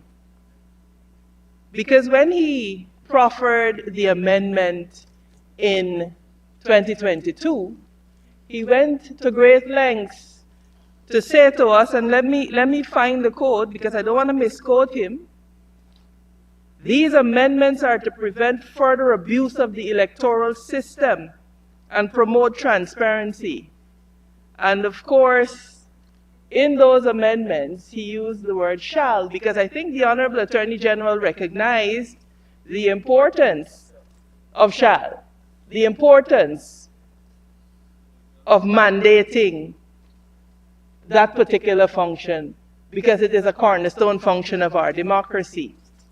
And so for him to come here this morning and to withdraw it, I am happy. And I suspect that the Honorable Attorney General thought that by withdrawing it, we would not engage in debate. Well, I have news for the Honorable Attorney General. He's wrong. Again, you know, Mr. Speaker, I will say this. The AG clearly thought, the Honorable Attorney General clearly thought that when he withdrew this, that we would not engage in further scrutiny. He realized that by opening up this legislation to debate, that he was opening the door for us to make some important observations. And he wanted to preclude it. And I've sat and I've listened to them saying, oh, they came prepared to speak about Section 33C. But I want to say to us and the Guyanese people that the mischief is not in Section 33C. Don't be fooled by the sleight of hand.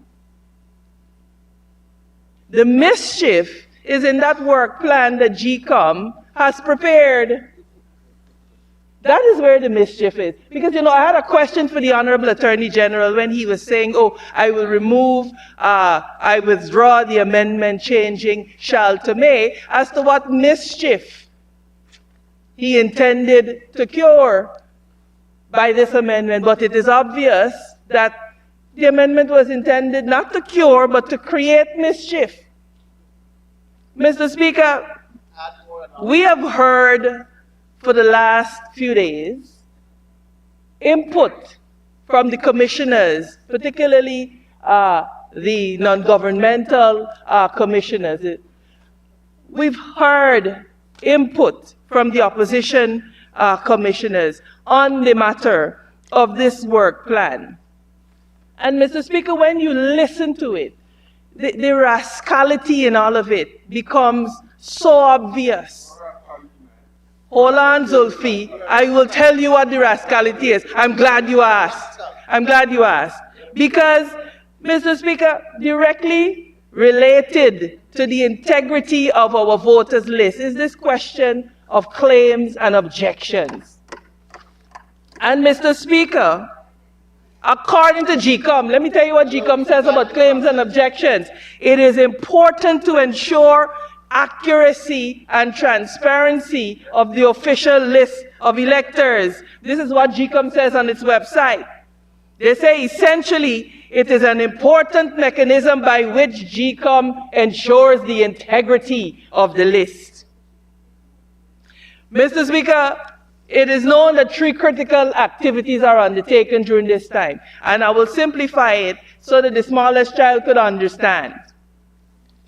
Claims, which is basically saying, I am entitled to be on the list, but I'm not. And therefore, I am putting a claim in that you got to put me there because I lawfully belong there. Objections, where someone who has no business being on the list is on the list. And of course, transfers, where I appear on the list in one geographic location, but I've since moved, and I need it to be reflected on the list.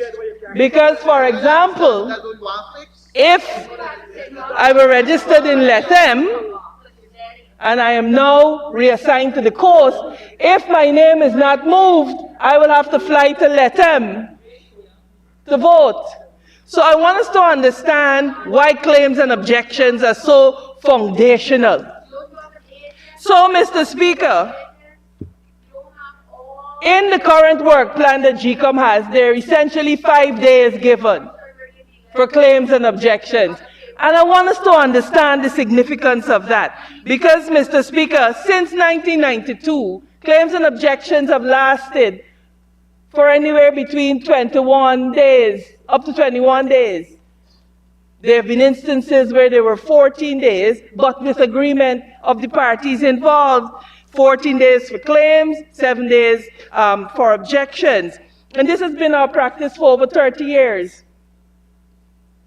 And understand that this time span wasn't chosen by accident. It came out of the experience of what GCOM needed in order to ensure and imbue integrity into the electoral process. So, Mr. Speaker, what you have happening here is that this period has been reduced to 5 days. It's been reduced to 5 days. And so, less than a quarter of what was regarded as the bare minimum. Mr. Speaker, we have to understand that this is not administrative adjustment. This is a wholesale, just an erosion of a foundational function that ensures the integrity of our elections.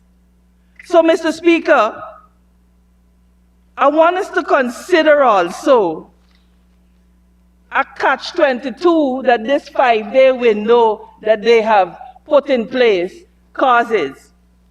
Now, under the law, let's take objections, for example. And again, I am stating this as simply as possible because I want the youngest child to understand how the PPPC is going about disenfranchising Guyanese, robbing them of their right to choose a government of their choice.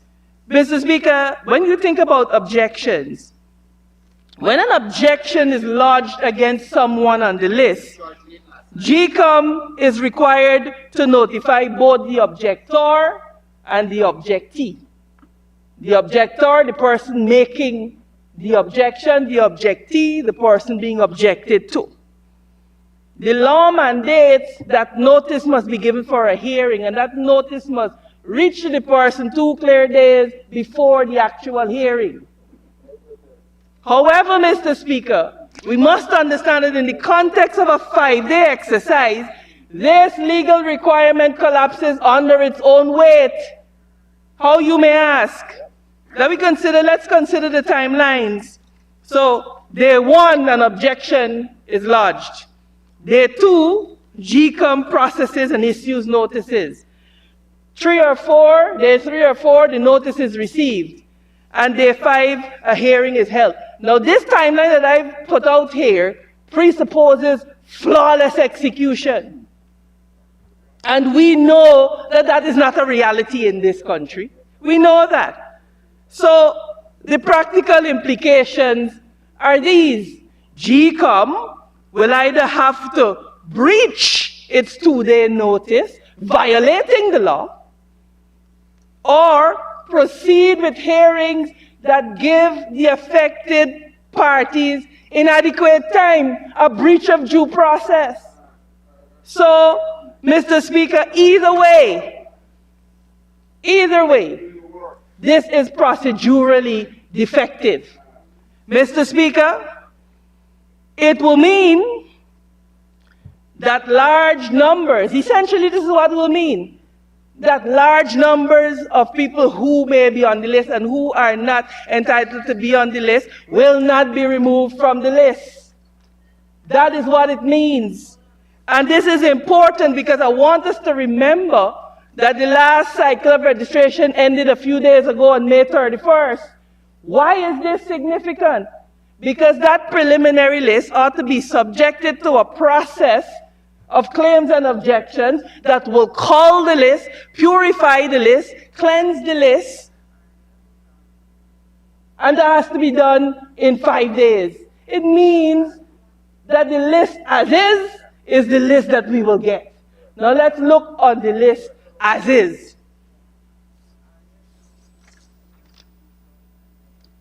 And this is where, Mr. Speaker, enter the Venezuelan migrants, right here. Because my colleague, the Honorable Shara Duncan, alluded to the fact that they were on the ground and they were told by Venezuelan migrants that they're awaiting birth certificates. It is alleged that at the last NTC Congress or conference, birth certificates were doled out. Hundreds and thousands. Mr. Speaker, we warned when we were doing in this National Assembly the registration of Births and Deaths Act, the amendment to it. We warned that what would happen is that persons who were not deserving of a birth certificate would be given a birth certificate. And this is what we are seeing. Mr. Speaker, you know what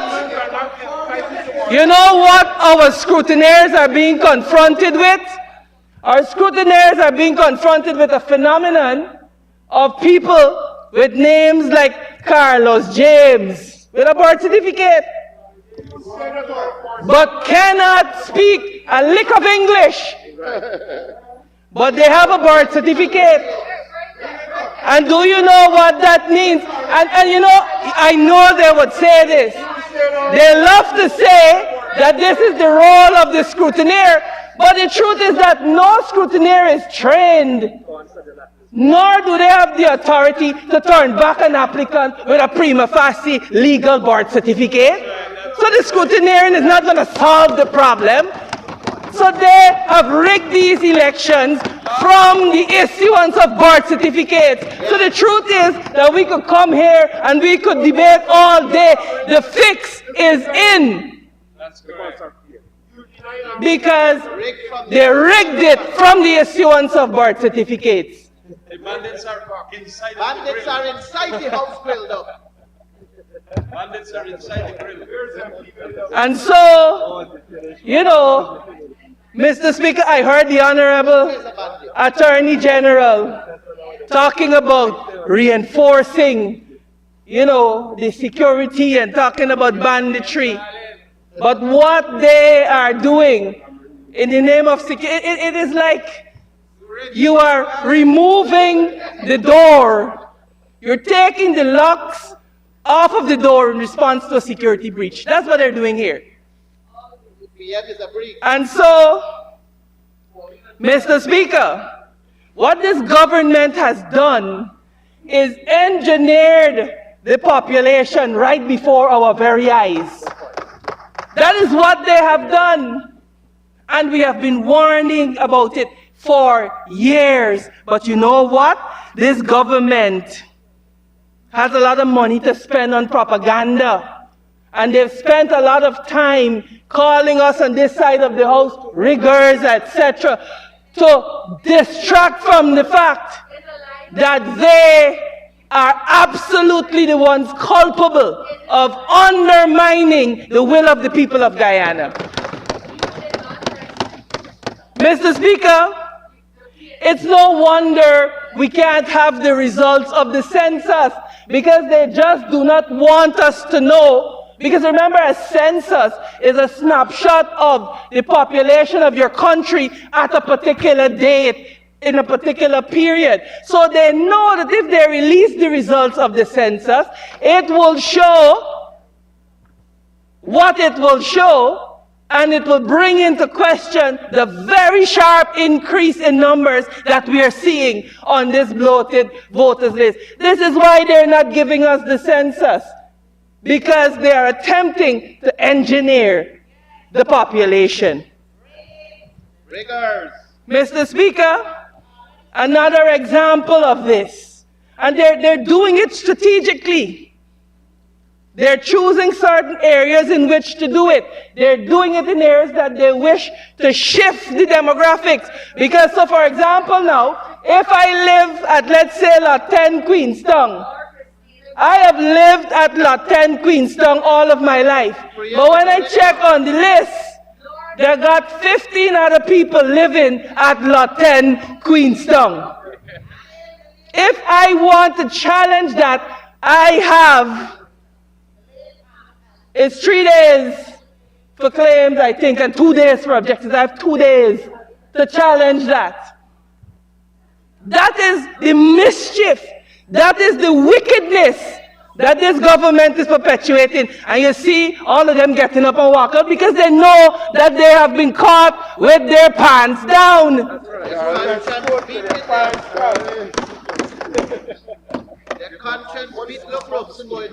And on this residency requirement, Mr. Speaker, I want us to understand what is happening here. Because the question remains, if I am living at a particular address, and I know people not living at this address, how many people are willing to stand up to challenge that system? How many people will stand to challenge that system? Because the minute they do that, they face political victimization. And they have to be worried that they're going to lose the little 10-day job that they have.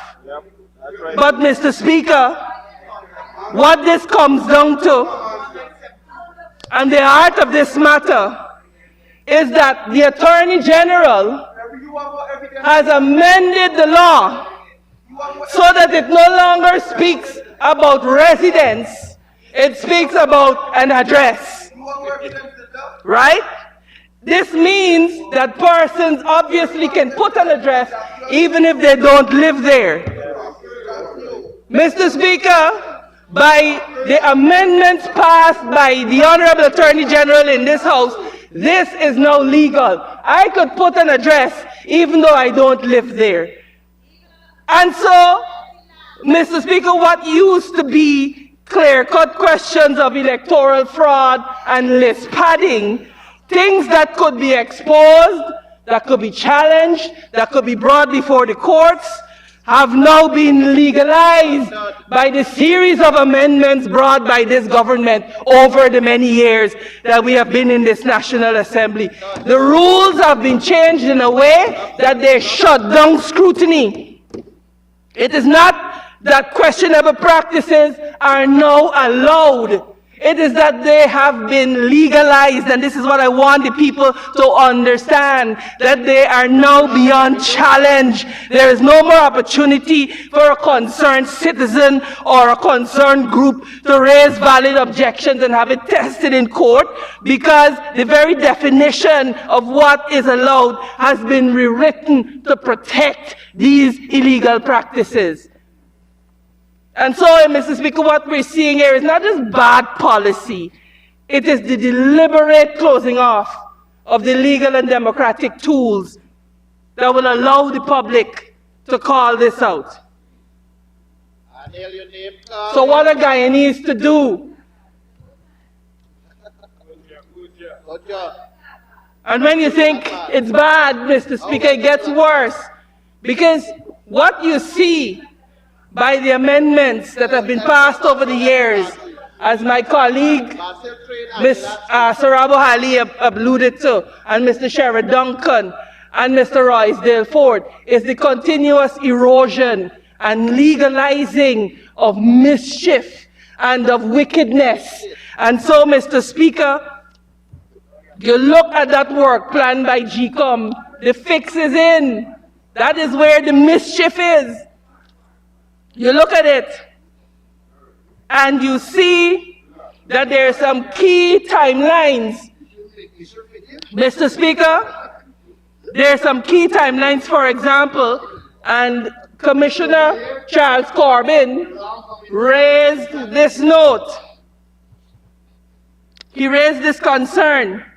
He noted that there's a provision that warrants closer scrutiny, because according to the plan, the published draft plan, political parties and list of candidates will be informed of any defects in their submissions. Now, we know that the list of candidates is what basically allows political parties, and you would do well to be quiet and listen and learn. You'll be quiet, you should be quiet and listen and learn. Mr. Speaker, the fact is that there is a period of 2 days for political parties to remedy the errors in their submissions. And the opposition commissioner made the point, Mr. Speaker, that while the larger parties, us in this house here, whilst the larger parties may have the resources, may have the logistics, and the established networks to navigate such a tight timelines, smaller parties do not. And so it is entirely possible that by this mere administrative maneuvering, smaller parties may be unable to participate in this election. Now, people will say, you from a big party, you shouldn't care. But we must care, because the very essence of democracy is to give our people... Honorable member, I'm just thinking about relevance to the amendment before us. And I don't want to debate on it. I'm cautioning you, okay? Thank you. Because the process you're meandering, I don't think we have changed for decades.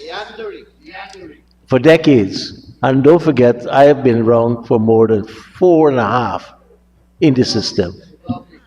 Mr. Speaker, I am going to repeat what I said. I've said, and it is relevant, Mr. Speaker, in the context. It is important, Mr. Speaker, in the context of the discussion that we've been having all morning. And Mr. Speaker, I am aware that past practice has given parties as much as 30 days to do this. It is on record at GCOM. No. We were talking about to correct the list, and you were saying 2 days the administrating issue. To do what now? Tell me. Mr. Speaker, thank you. I will start so that I can explain properly. And you know, Mr. Anil Nandlal is over there and he has a lot of big talk.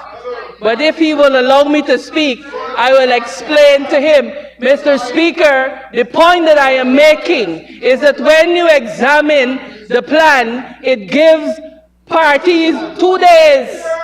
2 days to remedy inaccuracies that are discovered on their list of candidates. That is what it does. And I will give you the specific time frame because I have it written down here. Parties, political parties and list of candidates will be informed of any defects in their submission on the 15th of July and will be expected to correct those defects by the 17th of July. That is what GCOM work plan says. A mere 2-day window. It therefore means, Mr. Speaker... No, we're not arguing that. We are arguing that you said they had up to 30 days, right? The 30 days is what I'm... Never did. It Never did, means, sir. thank you, Mr. Speaker. It means, Mr. Speaker, that the smaller parties that do not have our logistical network ability will suffer. Come on, I asked you just now to go back on track with this and don't debate and argue with me over the administrative issues with GCOM. And I said also that as far as I know, for the 4.5 decades I've been involved in the political process, there hasn't been legislation to affect this. And this is not before us now.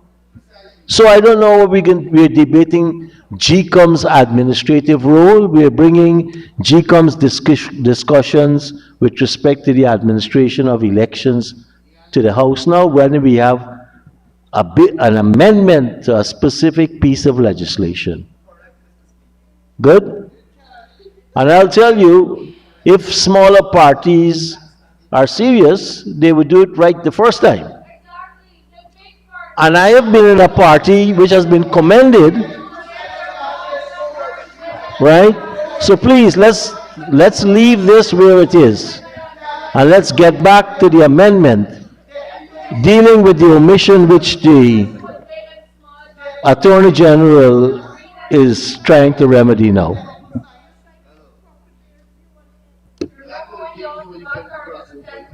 Mr. Speaker, I thank you.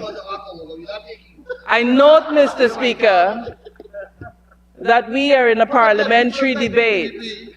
I note your comments, Mr. Speaker, and I would want to remind this honorable House about a recent occurrence. Y'all remember the local government election? Y'all remember when it was the Honorable Sonia Parag, was it her district, that had people who were dead signing the list of nominators? And you come to tell us that it's not relevant what I'm saying? Come back to the relevance to this particular piece of legislation. Mr. Speaker, I am telling you the relevance. I am telling you the relevance because it was the honorable member on the other side who issued an apology. The Vice President issued an apology to the family for their names appearing on the list. The emotional distress Mrs. Jacobs' family felt. So, Mr. Speaker, it is directly correlated. It is directly correlated. I'm still trying to see the correlation because we're dealing here with appointing a deputy. Mr. Speaker, respectfully, the people of Guyana see the correlation, and that is what is important to me. So apparently you've run out of arguments now for not supporting the bill. Wow! I have, again, to caution you to let us stay relevant to what's before. Mr. Speaker, it is relevant. Mr. Speaker, honorable members, again, please. Mr. Speaker, it is relevant. Mr. Speaker, as a debater, we know that unless I am engaging in unparliamentary language, etc., I ought to be allowed to make my point. As a debater, you have to stay within the rules of the standing order. I am staying within the rules, sir. I am staying within the rules.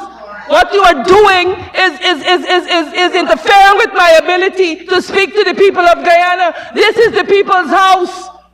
Honorable members, I ask you to come back to the bill before us, the amendment before us.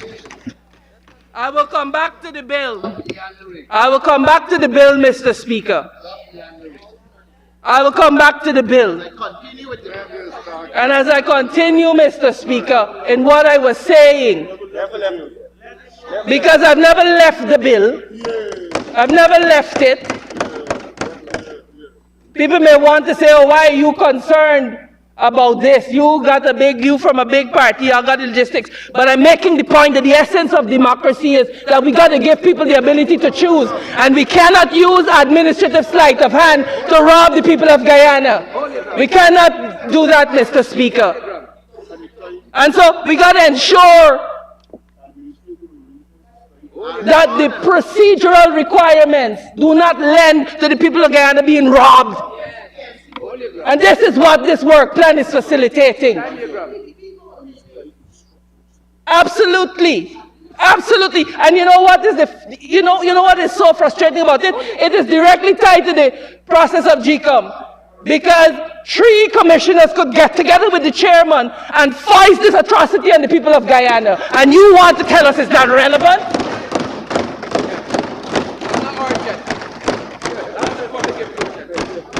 I'll end by saying this, Mr. Speaker.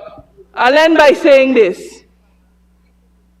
Because the PPP, and they did it here this morning, Honorable Nanda has a lot to say. They've been parading Lowenfield and Myers and Mingo as a part of electoral abuse. I am responding. Honorable Member Mr. Vikash, allow the honorable members to speak, and you're using a word I've cautioned people on. Mr. Speaker. Mr. Speaker, I am making the point.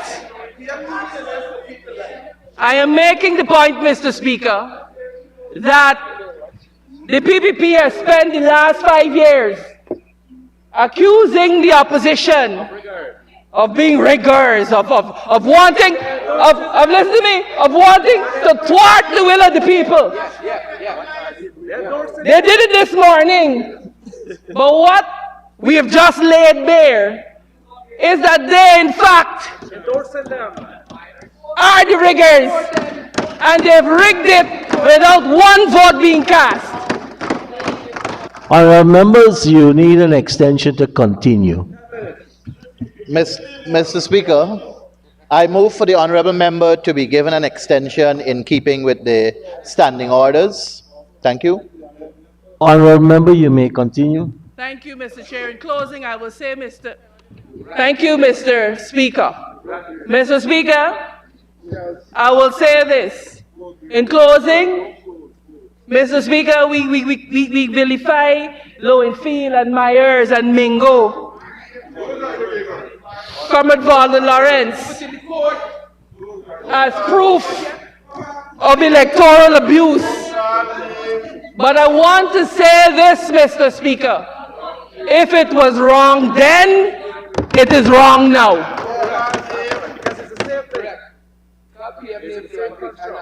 A system, Mr. Speaker, that was allegedly abused in 2020 should not now be restructured to allow for less public scrutiny. That's what they're doing by giving you 2 days to file objections and 3 days for claims. But they are the guardians of democracy. Them.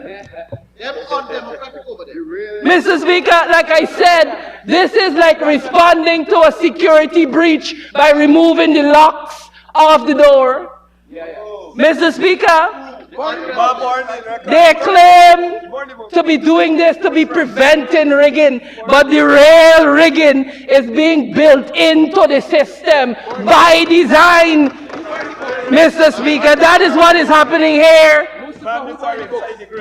Through this weakened claims and objections period, Mr. Speaker, and these quiet changes to the law, and then Nandal will come and say, Mr. Speaker, this is a small amendment. It ought not to draw debate. But wrapped in all of that charm and guile is a degree of wickedness and capriciousness that we have to call out, Mr. Speaker. This is not reform like he is saying. This is not reform, this is rigging. This is rigging in advance. This is rigging by law. And this is rigging under the cover of legitimacy. And so, Mr. Speaker, while they flood the airways with their propaganda and they smear others as the threats to democracy, they're coming here and they're laying the groundwork. They're laying the groundwork to steal the upcoming elections long before any Guyanese casts their first vote. They want Guyanese to be trapped in the past whilst they actively sabotage our future. Mr. Speaker, let us be very clear that putting people on the voters list who do not live here and who do not meet the requirements is not a clerical error. It is an attack on the sovereign will of the people of Guyana. Because what it does, Mr. Speaker, is that it creates a dangerous opening for non-Guyanese to be injected into our political processes, giving them the ability to undermine us from within, Mr. Speaker. Mr. Speaker, I will end by saying this. This conduct, the attitude of this government is reckless, and it exposes us and it exposes our political system to infiltration by those who would seek to undermine the territorial integrity of this nation. And I know that the people of Guyana know what I'm talking about. Mr. Speaker, I will end by saying this, and I will end by saying this without apology, that if we remain silent and if we refuse to act, we are complicit in our own disenfranchisement. Mr. Speaker, elections are not won on voting day. They are lost based on the lack of integrity of the process. And when that process is compromised, Mr. Speaker, elections is a performance. It's just a mere act. Mr. Speaker, the outcome is a lie. And I'm ending by saying to the people of Guyana that the PPP has shown us what they are prepared to do. The question now is what we are prepared to do to stop them. Thank you, Mr. Speaker. The Honourable Member, Minister of Agriculture, Mr. Zulfikar Mustafa.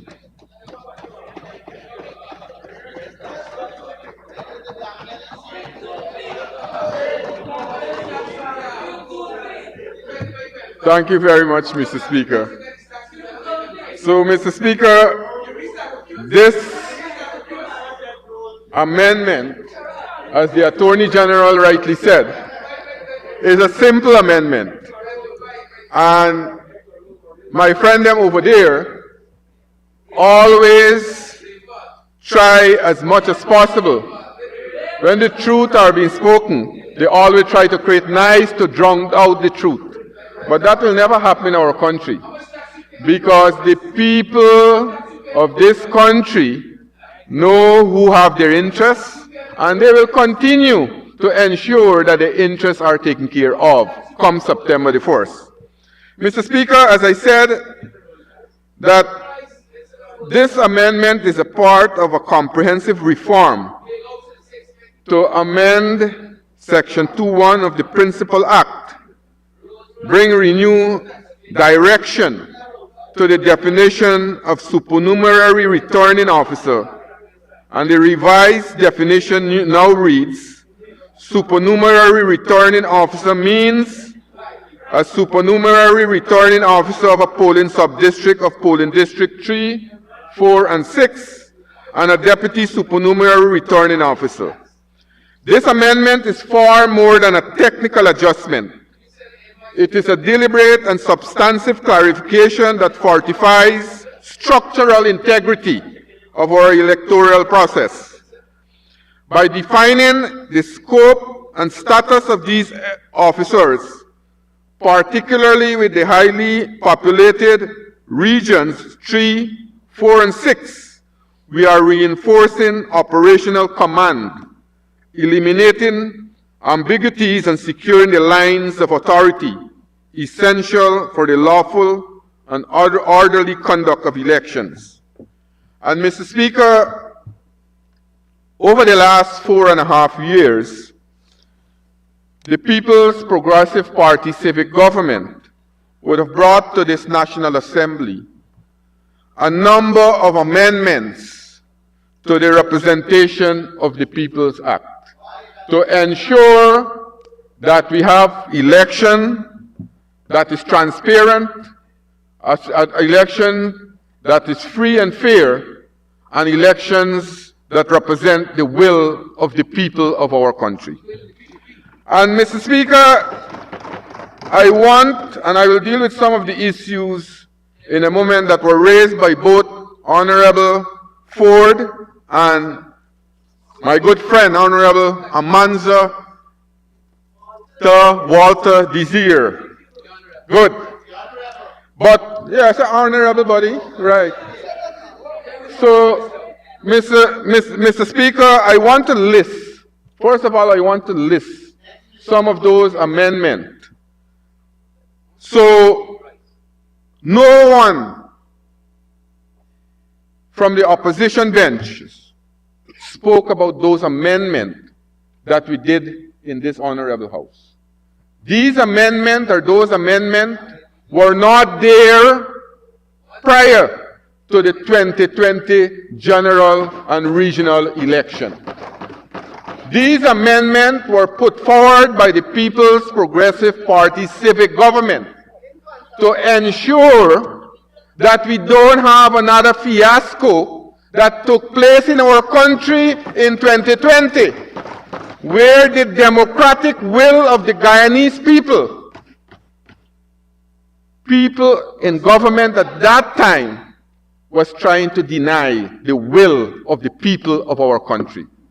Never in the history of our country, our government and the People's Progressive Party will allow that to happen. Never in the history. And Mr. Speaker, I can remember the Attorney General, the honorable member, would have consulted with a number of stakeholders, people from different cross-sections of society. And we came up with a number of those regulations and those amendments. This is not the PPP's amendment that we amended the Representation of the People Act.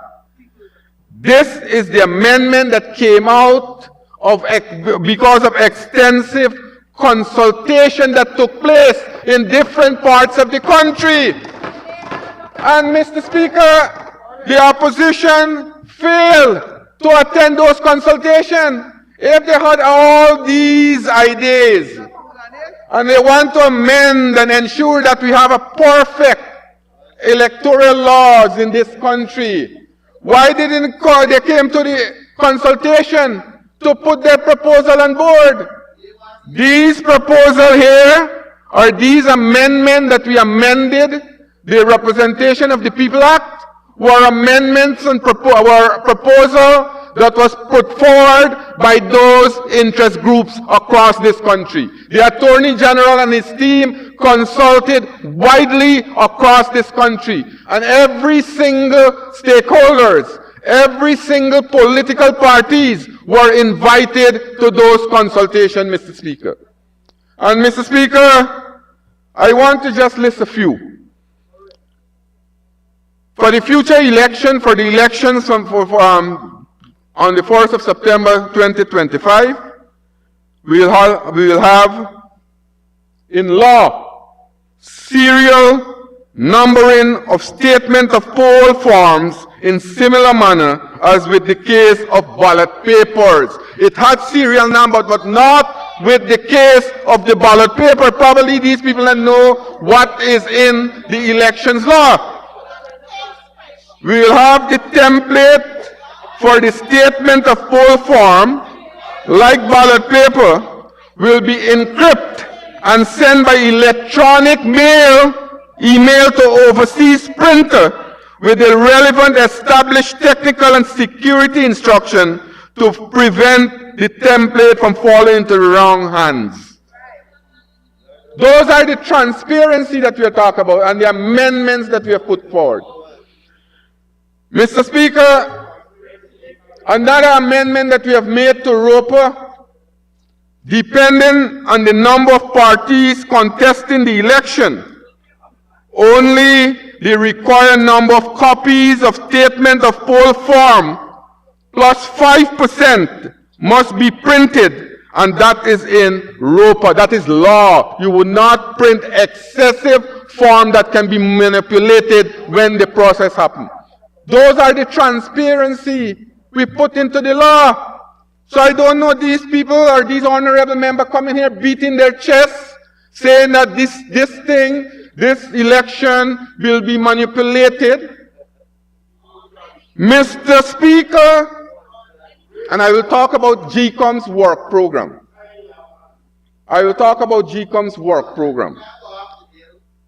Mr. Speaker, I am just responding to what was raised.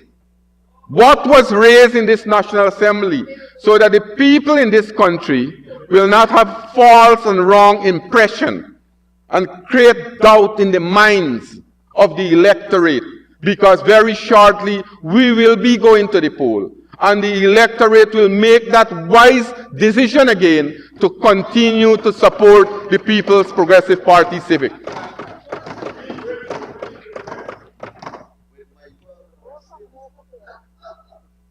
Mr. Speaker, another amendment that we put in Roper: all extra statement of poll form must be kept in the secure custody of a representative or respective returning officer.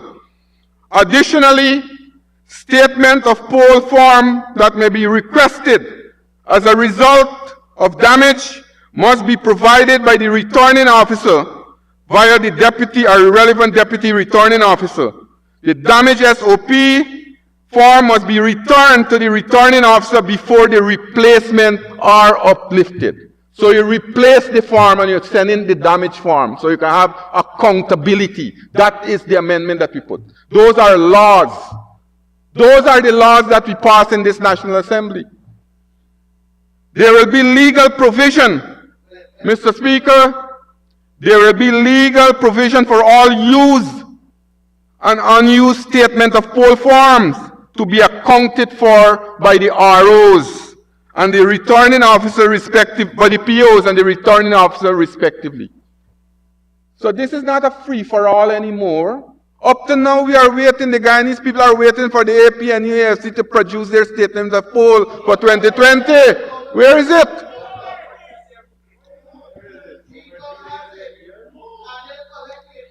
So, Mr. Speaker, also, this process will be done on a statement of poll account form, similar to what is used with the statement of ballot form that the POs normally use.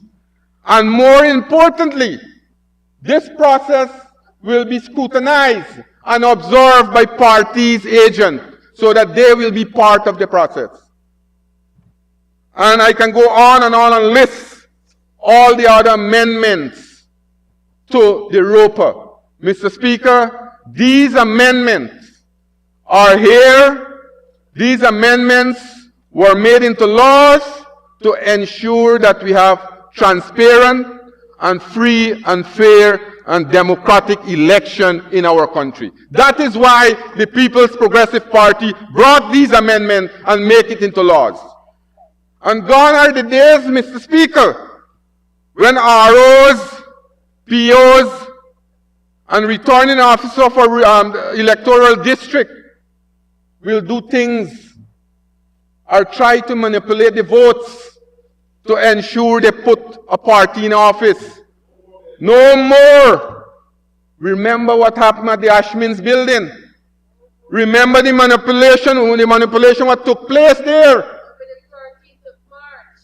Mr. Speaker, so this here is another amendment that we have brought to the Roper, because we don't want to take chance to ensure that when the time comes and you don't have a SRO, you don't have a DSRO, then when the SRO try to fail or fail to attend the count, then the process will stop. That is why that this amendment is important, that we put it into law so that whenever the SRO cannot continue with the count, we will have the DSRO take over. We remember what happened at Ashman's. People feigned sickness. People were taken to the hospital forcefully by wheelchairs. When they reached there, they told the doctor they were forced to come here to stop the process that were happening there. 5 months. 5 months. Yeah, 5 months. The people of this country waited for the results of an election 5 months. These amendments that we have put into the Representation of the People Act will ensure that we have elections result timely and we have the count done in an efficient manner. So, Mr. Speaker, I want to deal with some of the issue that was raised by the opposition just now. For example, Honorable Roysdale Ford said that the chairperson for GCOM is under pressure. Mr. Speaker, this government, the People's Progressive Party civic government, never in the history of this country ever appointed a chairman unconstitutionally to the chairman's office in this country, GCOM chairman's office. And now we are saying that the Caribbean Court of Justice said that the appointment of the chairman under the APNU-AFC was unconstitutionally, the late Patterson.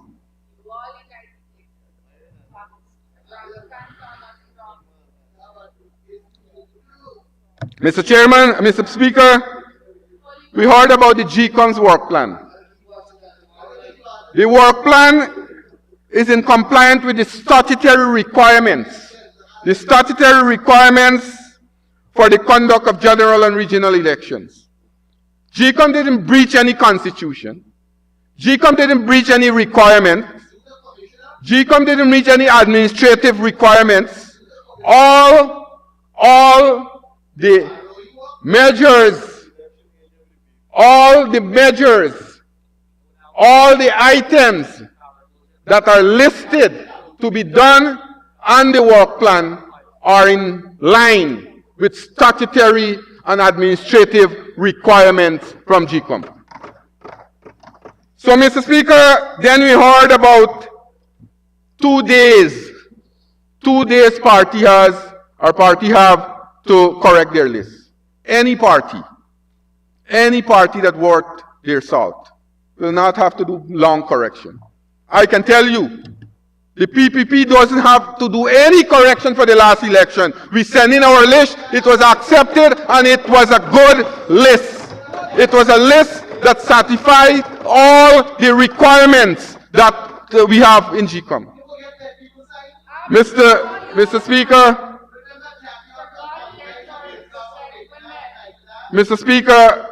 when we started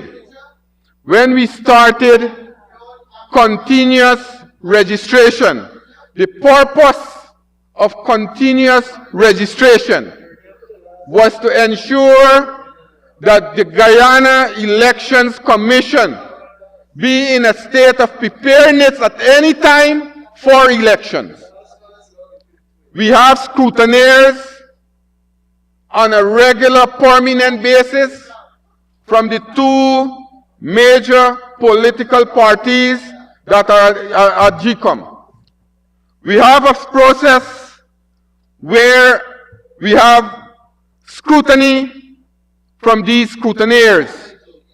Every single person who go to do a transaction, their documents are being examined by these scrutineers. We have scrutineers also who accompany GCOM staff to verify the addresses of these persons who are doing the transaction. The process is clean. The process is transparent. This verification of these registrants is tight. Put it in that, because everyone is involved. You have a right to make an objection. So, when people come to this National Assembly and talk about bloated lists, talk about dead names, there are processes to remove those people from the list. All the requirements are there. I don't know if the opposition doesn't know that these laws exist. You have the last cycle of registration. What happened? The last cycle of registration, only 9 objections was made. 9 objections were made the last time.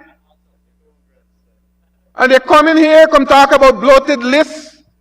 They come in here, come talk about dead person on the list. And they have a process, there is a process where they can use to object to all the dead names, to object to all those who they believe are phantom names, but they are not doing anything to it. They are not doing anything to it. Mr. Speaker, let us not forget that no other than the Chief Justice ruled that residency is not a requirement for registration. You are Guyanese, you are entitled to be registered. So, Mr. Speaker, as I said, that there are rules, there are requirements where the opposition can use. But they come in here today because I predicted that. I told the Attorney General that they will come here today with a prepared speech, come in to talk about the first part of the amendment, and they will come here and will not change the speech, and they will lambaste everything because they are not prepared for the election. The first time in the history of this whole world, opposition is not prepared for election. We would have clutched it with our hand if we were in opposition, because we are always prepared for any election of this country. We are the incumbent. We should be afraid of election. Instead, we are saying we are ready for election. We are ready for election. And they are so disjointed, Mr. Speaker. The commissioner representing the opposition parties are saying that they don't ready.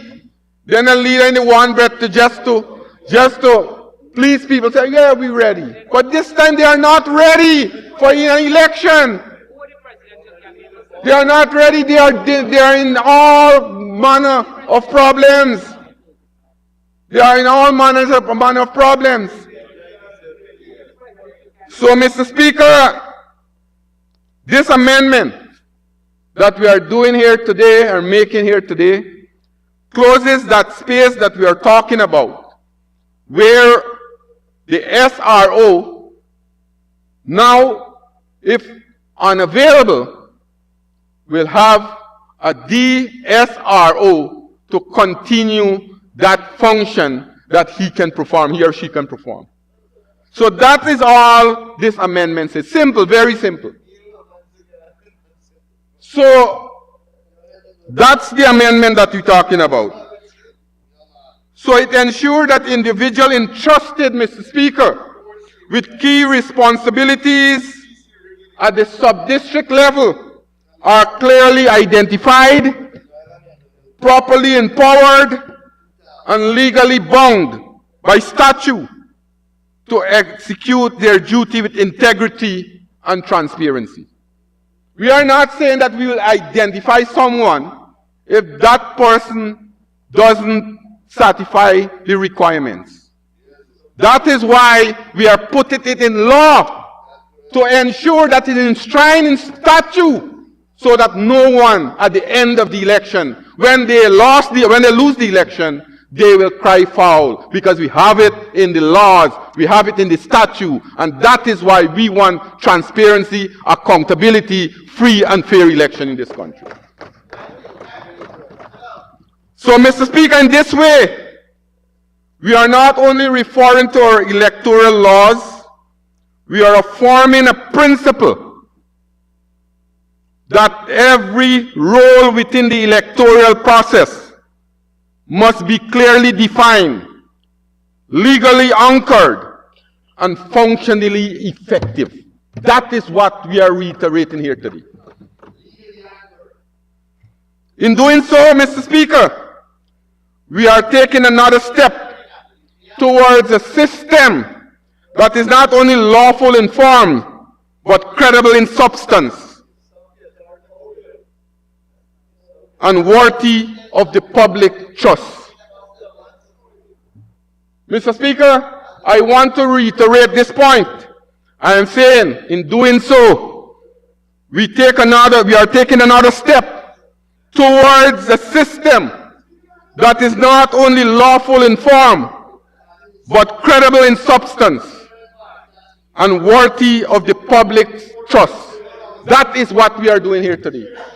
The appointment of the DSRO is intended to ensure that there is a clear distinction between the position of the SRO and the DSRO. As I said, before the creation of the SRO with the division of those sub-districts that we have created, now there has always been DROs. And the DROs will mirror, or the DSRO will mirror the function of the DROs. That is it. That is all we are talking about. That is the amendment.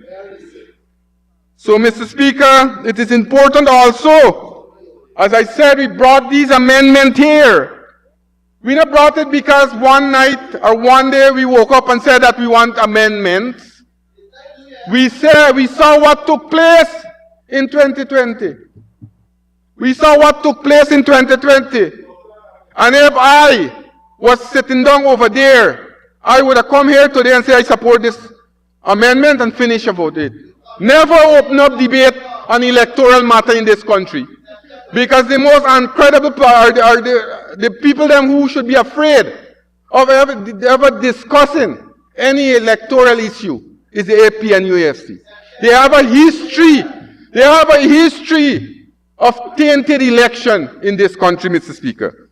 So, Mr. Speaker, as I said, when we came to office in 2020, and we saw all the loopholes that were used to manipulate the votes and results of the 2020 election, we had to take a step to ensure that the election processes were modified to guarantee that never again must the AP and UAFC use their puppets to manipulate the election processes, especially tabulation of elections result in this country. That is why we brought these amendments. And so, Mr. Speaker, as we move to revamp, or we have already started the process some time ago to revamp the Representation of the People Act, to close all the loopholes that were so visible and so manipulated in 2020. In this regards, many new checks and balances were introduced into ROPA through a consultative process and signed into law in December of 2022.